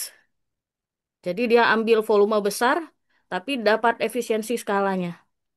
Jadi dia ada kadang juga dia mau blocking kompetitor dari masuk. Jadi eh, nekat, agak nekat sih, tapi sepertinya sih dia harusnya memang harus duduk bareng operasional. Itu tadi bagus banget dari Pak Ruben bahwa datang bareng dengan engineer atau hal lainnya ya. Karena 3PL yang apa ya, yang baik itu dia bukan takut rugi ya, tapi rugi terkendali, punya roadmap jadi untung. Jadi dia itu kadang repackaging layanan. Oh, nanti next bundlingnya gimana? Tadi Mas Ruben ada singgung juga. Kemudian ekspansi ke area profitnya apa? Jadi kadang yang dibilang Mas Hilal itu nggak bisa dihindari ada yang seperti itu karena dia ngambil portofolio, bisa menang project di tempat lain dan terus dipakai terus-menerus. Kadang BUMN juga ada aturan tersendiri kan. Jadi eh apa sih namanya ya? Sangat luas kalau kita bicara BD nih. Jadi kadang bisa jadi tadi salah hitung, tapi bisa jadi ya sengaja tadi yang saya pernah ketemu ternyata dia ambil untuk dapatkan proyek yang lebih besar di daerah itu ke depannya. Itu sih paling yang pengen saya tanya tuh ke Mas Ruben adalah 3PL ini kan apa ya? Sebenarnya kadang kita sebutnya mana ada Pak Aji nggak ya? Kita kadang sebutnya waste tapi bisa dapat celah bisnis itu kan luar biasa tuh. Paling itu sih. Itu bahasan yang kadang hmm, apa ya? Ada ada celah bisnis di tempat yang tadinya waste itu gimana itu bisa dapat itu. Ya, makasih Pak Ruben. Makasih Bu Dani, berarti dari prinsipal ya sekarang ya berarti ya posisinya Ya, Bu. saya sekarang di prinsipal. Ya, abis ini Ibu akan dikejar oleh Mas Iqbal, saya siapa lagi tadi dari 3PL ya. Mungkin terima kasih masukannya Bu Dani tadi, bagus sekali ya dari sisi customer yang diinginkan adalah hal-hal tersebut gitu ya. Jadi bukan cuman servisnya tapi bagaimana kita menawarkan extended value ke customer, informasi-informasi seperti tadi tuh kayak trigger. Kalau dulu saya bahkan ada sampai level eh, apa ekstra, ada weekly information untuk FFCG customer tuh rentan sekali dia punya barang cycle cycle beberapa FMCG cycle life cycle produknya pendek di perusahaan sebelumnya. Saya ada service yang menawarkan informasi, it's a part of the service, menawarkan informasi produk-produk yang akan near expired di eh, 3 bulan sampai 6 bulan yang akan datang. Nah, hal-hal seperti itu yang sebetulnya Mas Iqbal dan teman-teman 3PLBD kita bisa tawarin ke customer-customer. Mungkin tadi Bu Dani kalau ada poin kedua yang menjawab terkait strategi untuk enter the market, betul juga, saya sangat setuju. Dan ketika saya pindah ke tempat baru yang sekarang saya bekerja di Biru, memiliki approach yang sedikit berbeda dengan perusahaan saya sebelumnya, di mana ambil decision making untuk ini bisnis kita ambil atau enggak, itu consideration-nya cukup berbeda. Di beberapa perusahaan mungkin hanya mau dengan certain margin, di beberapa perusahaan yang mungkin entry in the market mereka mau ya udahlah ini profitnya kecil atau ya udahlah eh ini profitnya kecil, ini zero profit, bahkan ini minus tapi kalau kita punya mereka tuh kita bisa attract customer-customer yang lain dengan industri yang sama gitu ya. Balik lagi ke value berarti ya Mas ya. Betul, betul Bu. Apa strategi bisnis dari masing-masing perusahaan? Kembali lagi, masing-masing perusahaan mempunyai kondisi kondisi yang berbeda baik dari sisi operasional, finansial. Nah, hal-hal ini yang akan menentukan bagaimana mereka mau strategi apa yang mereka mau ambil untuk menangin satu bisnis gitu ya. Pertanyaan Bu Dani yang terakhir, eh, saya jujur agak bingung untuk menjawab. Bu Dani bisa diulang. Mungkin yang senior-senior sini bisa menjawab ya. Saya jujur saya tidak bisa jawab untuk hal yang itu. Bagaimana? Jadi kalau kita di supply chain itu kan ada waste ya Mas ya. Ya, Salah ya, satunya penyimpanan, tapi dengan adanya 3PL ini kan dia bisa jadi celah bisnis yang bahkan yang tadinya kita mau cutting di perusahaan yang yang sebelum menggunakan 3PL gitu. Masih kebaca celah bisnis dan bisa ngambil keuntungan lagi. Itu ya, yang saya sangat amazed sih. ya, ya. Oke. Ada kata-kata yang saya dengar dari teman-teman bahwa ini kalau apalagi di FMCG ya, ini di FMCG supply chain terlebih yang logistik gudang tuh kastanya tuh udah paling paling bawah gitu ya. Teman-teman saya ngomongnya begitu ya. Cuman 3PL sebagai eh, solution provider, saya yakin dengan banyaknya teknologi dan segala macam, mereka bisa kasih value yang lebih dengan harga yang lebih murah gitu ya Bu Dani. Tapi tidak dipungkiri bahwa beberapa perusahaan yang sudah cukup settle dan besar, eh jujur bahkan mereka yang ngajarin kita gitu. Ada in a apa position, kadang-kadang saya bertemu customer, even solution kita yang ngajarin tuh mereka tuh kok gini gini gini nih productivity-nya harusnya segini gitu. Jadi em, sangat-sangat dynamic di sisi apakah 3PL sebagai solution provider pasti, tapi apakah eh, 3PL lebih pintar dari prinsipal itu kembali lagi Bu, tergantung si customernya seberapa seberapa matang mereka dengan supply chain dan supply chain mereka sendiri. Thank you Bu Dani. Mungkin Mbak Salma kita next ke Pak Romi. Iya, seru banget nih. Terima kasih ada perwakilan juga nih dari prinsipal ya, Mas Ruben. Iya, ya ini kalau bisa yang prinsipal-prinsipal kasih tahu nih teman-teman BD di sini. Ada apa yang mau dijual? Nah, sekarang Pak Romi nih udah buka on cam kamera. Silahkan Pak Roni. Baik, terima kasih Mbak Salma, Mas Ruben. Mendengar Pak Muhammad, saya jujur, sebenarnya salam sehat dulu buat salam Bang. Terus juga Pak Ruben di biru ya saat ini kan ada Mbak Iza tuh ya Ida, terus ada Pak Usep ya di sana ya. Betul, Mungkin betul bisa Pak. salam ya Oke, dengan siap Pak. beliau-beliau sempat di Fox sama saya Pak. Em, izin sharing Pak. Tadi yang Pak Hilal sampaikan sama Bang Yandri itu saya setuju karena saya sempat di operation dan lama Pak, dan di komersial ini masih hitungan waktu lah, masih masuk pendek lah waktunya di CAM. Sebelumnya saya di operation dan saya setuju banget tadi disampaikan sama Pak Hilal bahwa BD bawa business unit ke operation yang dimana misalkan kita sebagai leader di multi use facility Pak, dan tidak di share cost model atau cost structure itu agak bingung juga sih Pak. Kadang kita harus kerja keras ngejar target KPI dan manpowernya FT-nya ya Bapak tahu lah, sharing manpower pastinya kan kayak gitu kan. Nah itu emang hal fatal banget sih Pak, emang saya kalau di operation. Dan juga tadi Pak Yandri nambahin masalah HMAE yang wah ini udah satu customer mau dibikin berapa customer gitu kan. Ini juga seru juga. Itu memang benar-benar ya ada pengalaman salah satu bendera yang yang operation, dan memang betul-betul itu luar biasa kerja keras banget itu. Terus izin nambahin juga Pak. Tadi Pak Ruben bilang bahwa untuk mendapatkan engagement customer itu adalah networking. Saya setuju Pak. Karena untuk mendapatkan leads ya selain bidnya, kadang-kadang kita suka kaget Pak. Ada WA masuk gitu kan. Pak Romi apa kabar? masih kenal dengan saya gitu kan. Sekarang di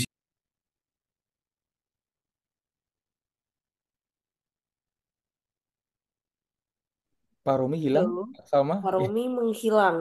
Sama juga, Mas Ruben sama juga. Oh ya, berarti bukan jaringan saya yang jelek sudah ya. muncul lagi Pak Romi. Ih, ada. Oh, ini ada Pak Romi nih. Halo Pak Romi. kayak Mungkin jaringan sebaiknya saya kayaknya nggak on agak cam agak Pak bagus kalau dulu. jaringannya kurang bagus. Kami Oke sebaik. oke oke oke. Silakan. Pak Ruben mau nanya dong Pak Ruben, Iya Pak. gimana sih caranya bahasa kerasnya ngegedor customer Pak?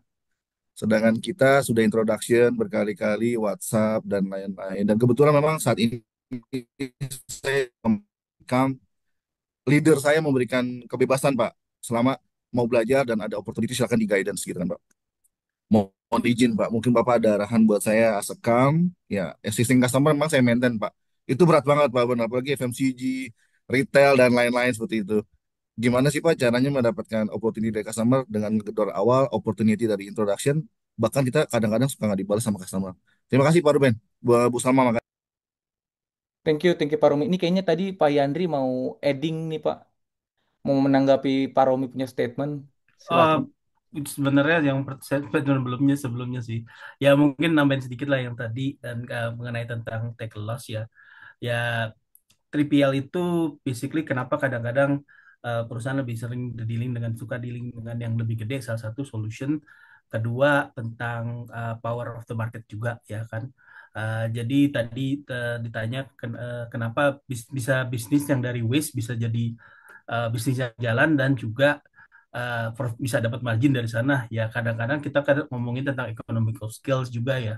Karena semakin besar market yang dipegang dan semakin besar volume yang dipegang, lebih banyak solusi-solusi yang mungkin bisa berjalan.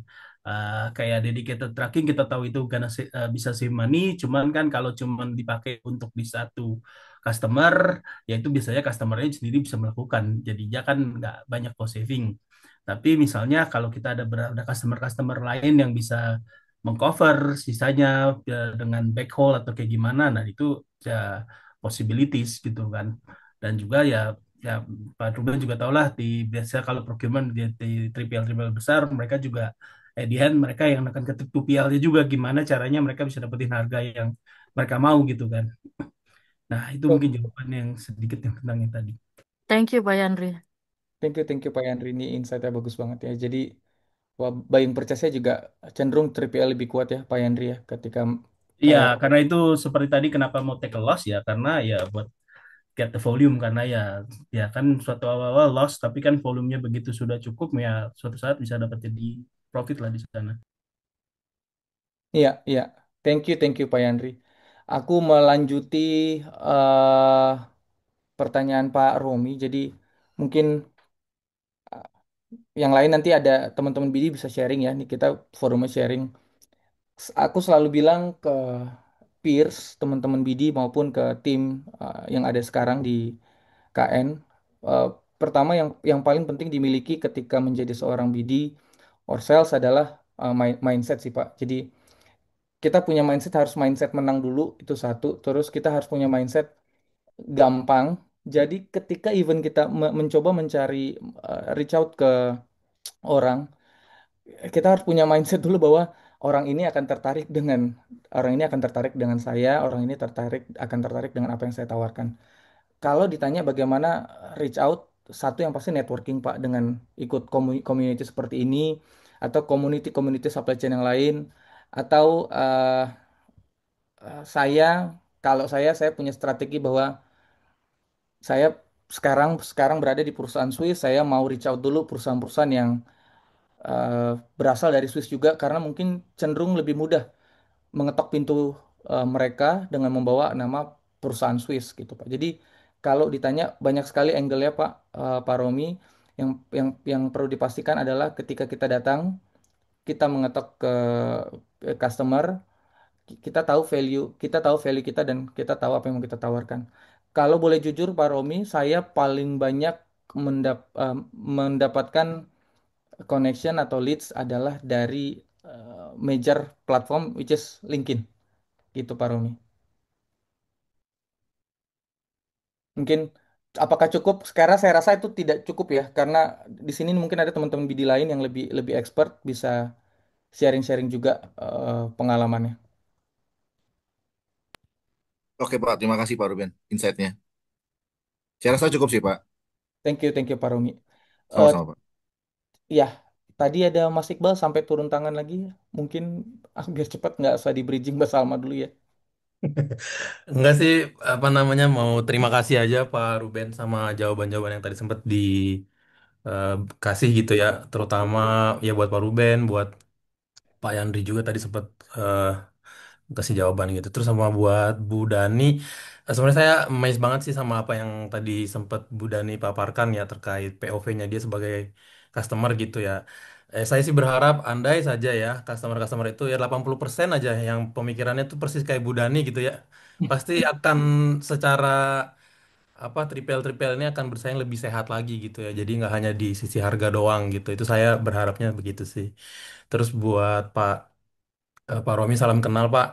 Paling kalau saya mau boleh kasih tips gitu ya Pak ya. Saya biasanya kalau di LinkedIn itu Pak kan tadi Pak Ruben sempat mention LinkedIn. LinkedIn itu selain kita minta connection ke perusahaan-perusahaan gitu ya atau ke apa namanya ya ke perusahaan-perusahaan, saya juga follow-follow sales-sales juga tuh Pak Romi, karena sales-sales tuh kadang dia suka nge-like gitu kan Pak Romi. Ntar kita suka dapat tahu Iya, oh Pak ini Iqbal. infonya, dapat nih info apa namanya muatan kayak gitu-gitu sih Pak Romi. Tapi mungkin ya ringan-ringan aja lah, mudah-mudahan bisa.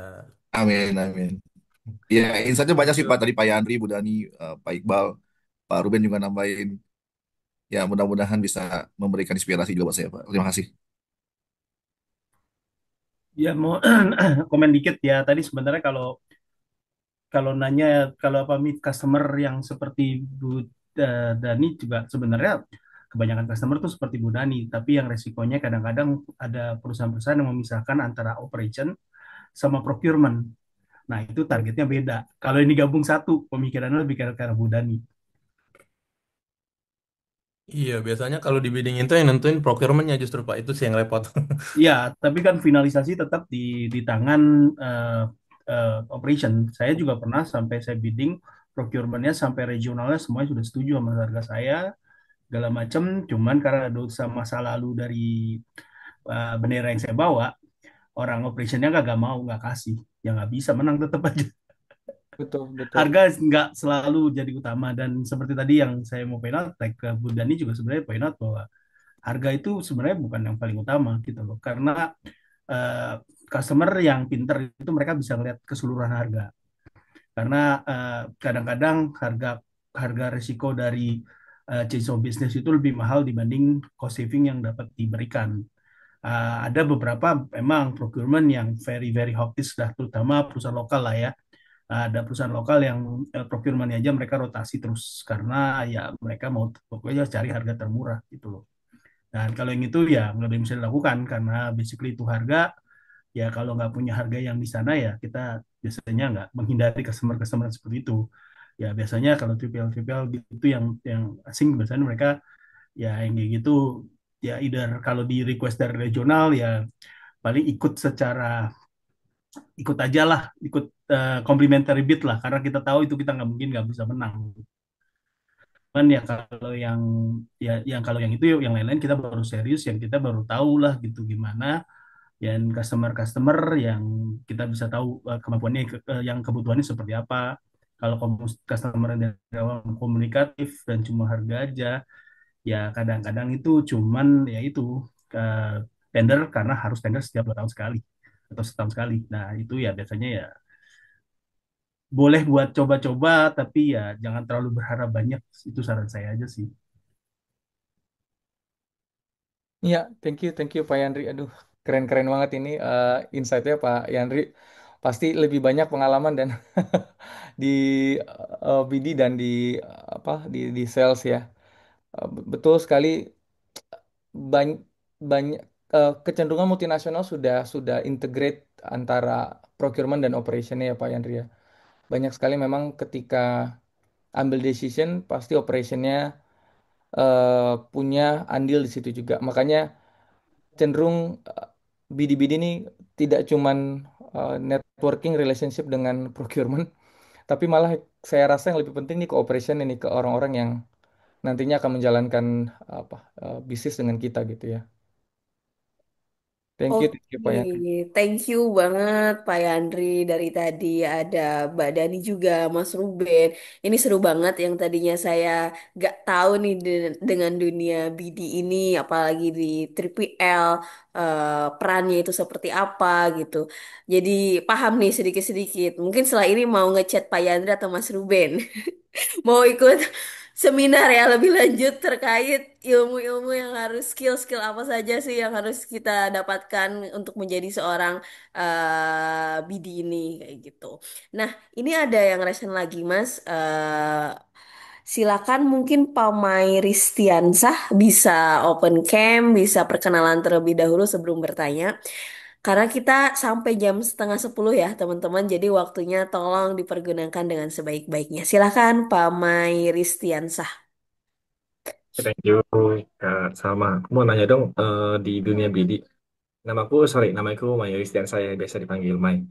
Aku mau nanya dari sisi insight dari BD, Pak ya. Ya, ada dua pertanyaan. Yang pertama nih, bagaimana strategi BD sih untuk bisa survive? Apalagi kalau kita BD lagi main di tier FMCG ya. FMCG marketnya besar, dan memang ada peluang, tapi gimana caranya BD atau bisa survive atau bisa masuk di dunia FMCG yang sekarang pastinya kan FMCG taunya harga nih, harga, dan mereka taunya ya barang gua mau sampai dengan cepat, tepat, dan selamat. Yang pasti selalu perang harga. Itu yang pertama pertanyaannya. Yang kedua terkait sikap atau apa yang BD lakukan ketika ketemu dengan customer yang mereka tahu nih cost strukturnya nih. Bahkan ketika lagi meeting ataupun lagi bahas harga kan segala macam, BD udah set harga, udah set ini segala macam, tapi dia tahu nih cost strukturnya. Sampai di inilah di breakdown lah cost strukturnya, minta harga minta kurang lagi nih. Nah, gimana sikap BD untuk dapetin win-win solution dari hal itu? Thank you kalau dari kita aja pertanyaannya.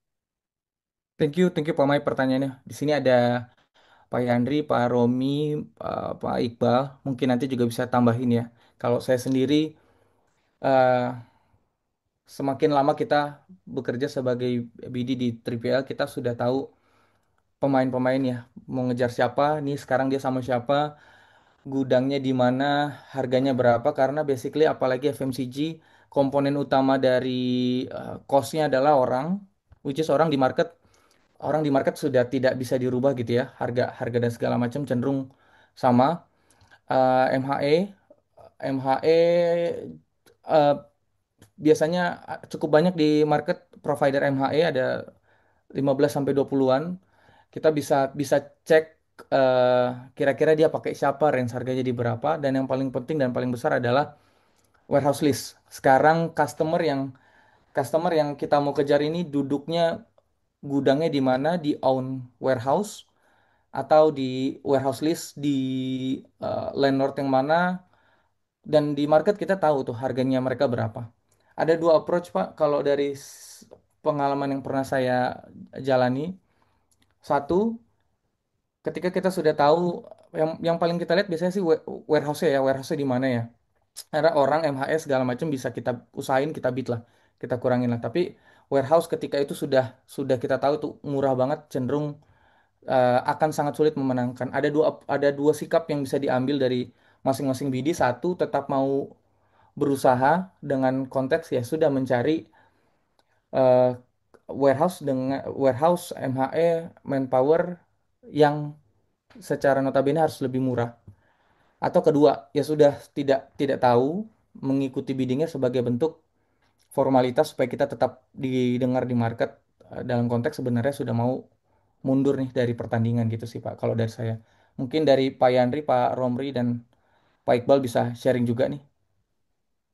Iya, mungkin dari saya kalau ya FMCG ya seperti tadi baru saya bilang di tender pun udah diminta datanya kapan ini leasingnya berapa banyak. Mereka procurement procurement sekarang udah pinter lah, mereka tahu cost strukturnya kita semua lah gitu kan.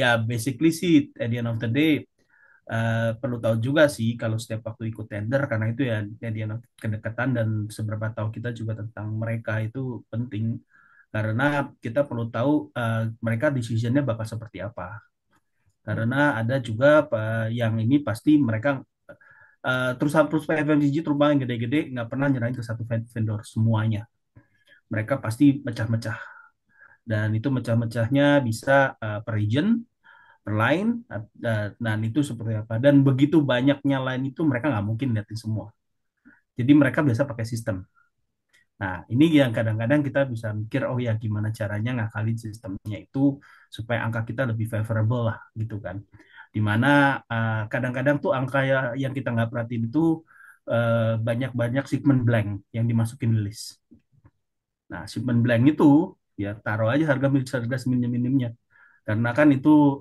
kemungkinan itu menang kemungkinan itu dapat shipment itu sangat-sangat kecil sebenarnya karena secara historical dari datanya mereka sendiri itu bisa dalam setahun tidak ada shipment sama sekali ataupun setahun cuma beberapa shipment. Nah itu kan kadang-kadang kalau sistem beberapa FMCG yang tahu ada mereka hijau merah, ada yang sistemnya emang overall itu satu area itu mereka lihat average-nya itu seperti apa. Nah dari situ ya mungkin kita kelihatan lebih favorable gitu loh go to the next round. Nah, itu yang biasanya yang harus dipikirkan gitu gimana cara ngakalinnya lah. Tahu sistemnya mereka, ya emang biasanya kalau tender pertama kalau udah langsung masuk harap menang ya wassalam lah ya. Karena setiap FFNCG udah perlu tahu lah ininya mereka kayak gimana, kedekatan dengan itunya mereka gimana, comfort levelnya mereka dengan kita juga seperti apa gitu loh. Ya karena sih so far saya sih juga pernah mengalami beberapa yang udah kenal ya emang oh ya mereka bilang sampai yang udah mau peran berikutnya kita waktu itu terhadap mau mundur karena masalah payment term yang nggak disetujui oleh headquarters mereka bilang Pak tolong stay aja Pak gitu kan kalaupun harga kita bukan paling murah gitu kan tapi mereka punya comfort level dan mereka tahu service levelnya gimana gitu kan nah itu yang yang masukan aja buat yang mau baru-baru mau tender gitu loh jangan berharap tender pertama tuh langsung masuk saya pernah tender salah satu perusahaan Cina lah gitu kan custom tahun pertama kalah gitu kan. Dua tahun 2 tahun berikutnya saya menang tender itu karena saya tahu oh ya ini ada celah di sini nih. Terus saya juga ngakalin di mana saya buat jaga saya ada remarks yang bisa saya putin di sana gitu kan. Ternyata mereka yang kejebak begitu tender harga saya paling murah masuk tapi ada remarks di belakang ini ada yang minimumnya nggak mereka nggak bisa main-main juga gitu kan dan mereka setuju mereka udah setuju udah tanda tangan ya jalan dan kontraknya so far sudah saya tinggal sih masih jalan katanya. Thank you Pak Yandri insight-nya. Eh, Bagus banget nih ini Pak Yandri nih kasih insight-nya. Mungkin Pak Romi, Pak Iqbal mau kasih tambahan. Kalau tidak, saya kembalikan ke Mbak Salma. Oke, teman-teman yang lain, karena ini juga sebentar lagi sudah waktunya sudah mau habis ya, karena kita juga ada di waktu sampai setengah 10 malam. Saya lihat tidak ada lagi yang resign. Sebenarnya kayaknya masih banyak nih Mas. Cuman kita harus ada waktu lain, harus ada ngopi ya, ngolah pikir bareng sama tim BD gitu. Nanti dikasih judul ya. Nanti saya ngomong sama Pak Aje kayaknya. Karena masih banyak hal-hal yang perlu didiskusikan lebih dalam lagi terkait BD. Karena tadi pemaparannya itu luar biasa, banyak banget tambahan juga dari para senior kita di malam hari ini. Makanya kayaknya yang fresh graduate masih ngumpet-ngumpet nih Mas, masih malu-malu gitu. Harus adain ngopi bareng nih biar bertanya itu diskusinya itu lebih laluasa kayak gitu. Nah, karena tidak ada lagi Mas Ruben, sebelum nanti saya ada closing statement, mungkin dari Mas Ruben ada closing statement terlebih dahulu untuk mengakhiri podcast kita malam hari ini. eh Apa ya? Saya nggak ada sih, Mbak. Mungkin semangat untuk teman-teman BD berjuang di market. Untuk teman-teman yang baru baru mau masuk ke industri 3PL dan tertarik dengan komersial BD, key account, persiapkan mental. Persiapkan mental, betul. Widih, tuh Nah, ada yang ngasih quote dari Pak malam ini Mal. nih. Bidik potensial.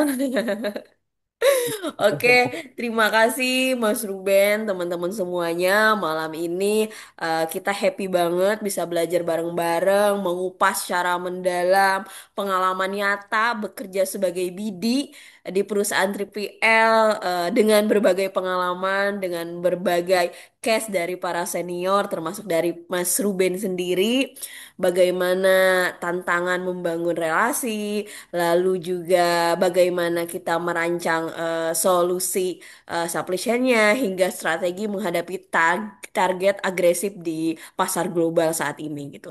Dan terima kasih juga kepada Mas Ruben narasumber kita malam ini yang sudah berbagi kisah sukanya ya, banyak sukanya ya tadi banyak kisah sukanya, suka dan duka lah ya, dan tip praktis untuk berkembang dalam karir sebagai BD.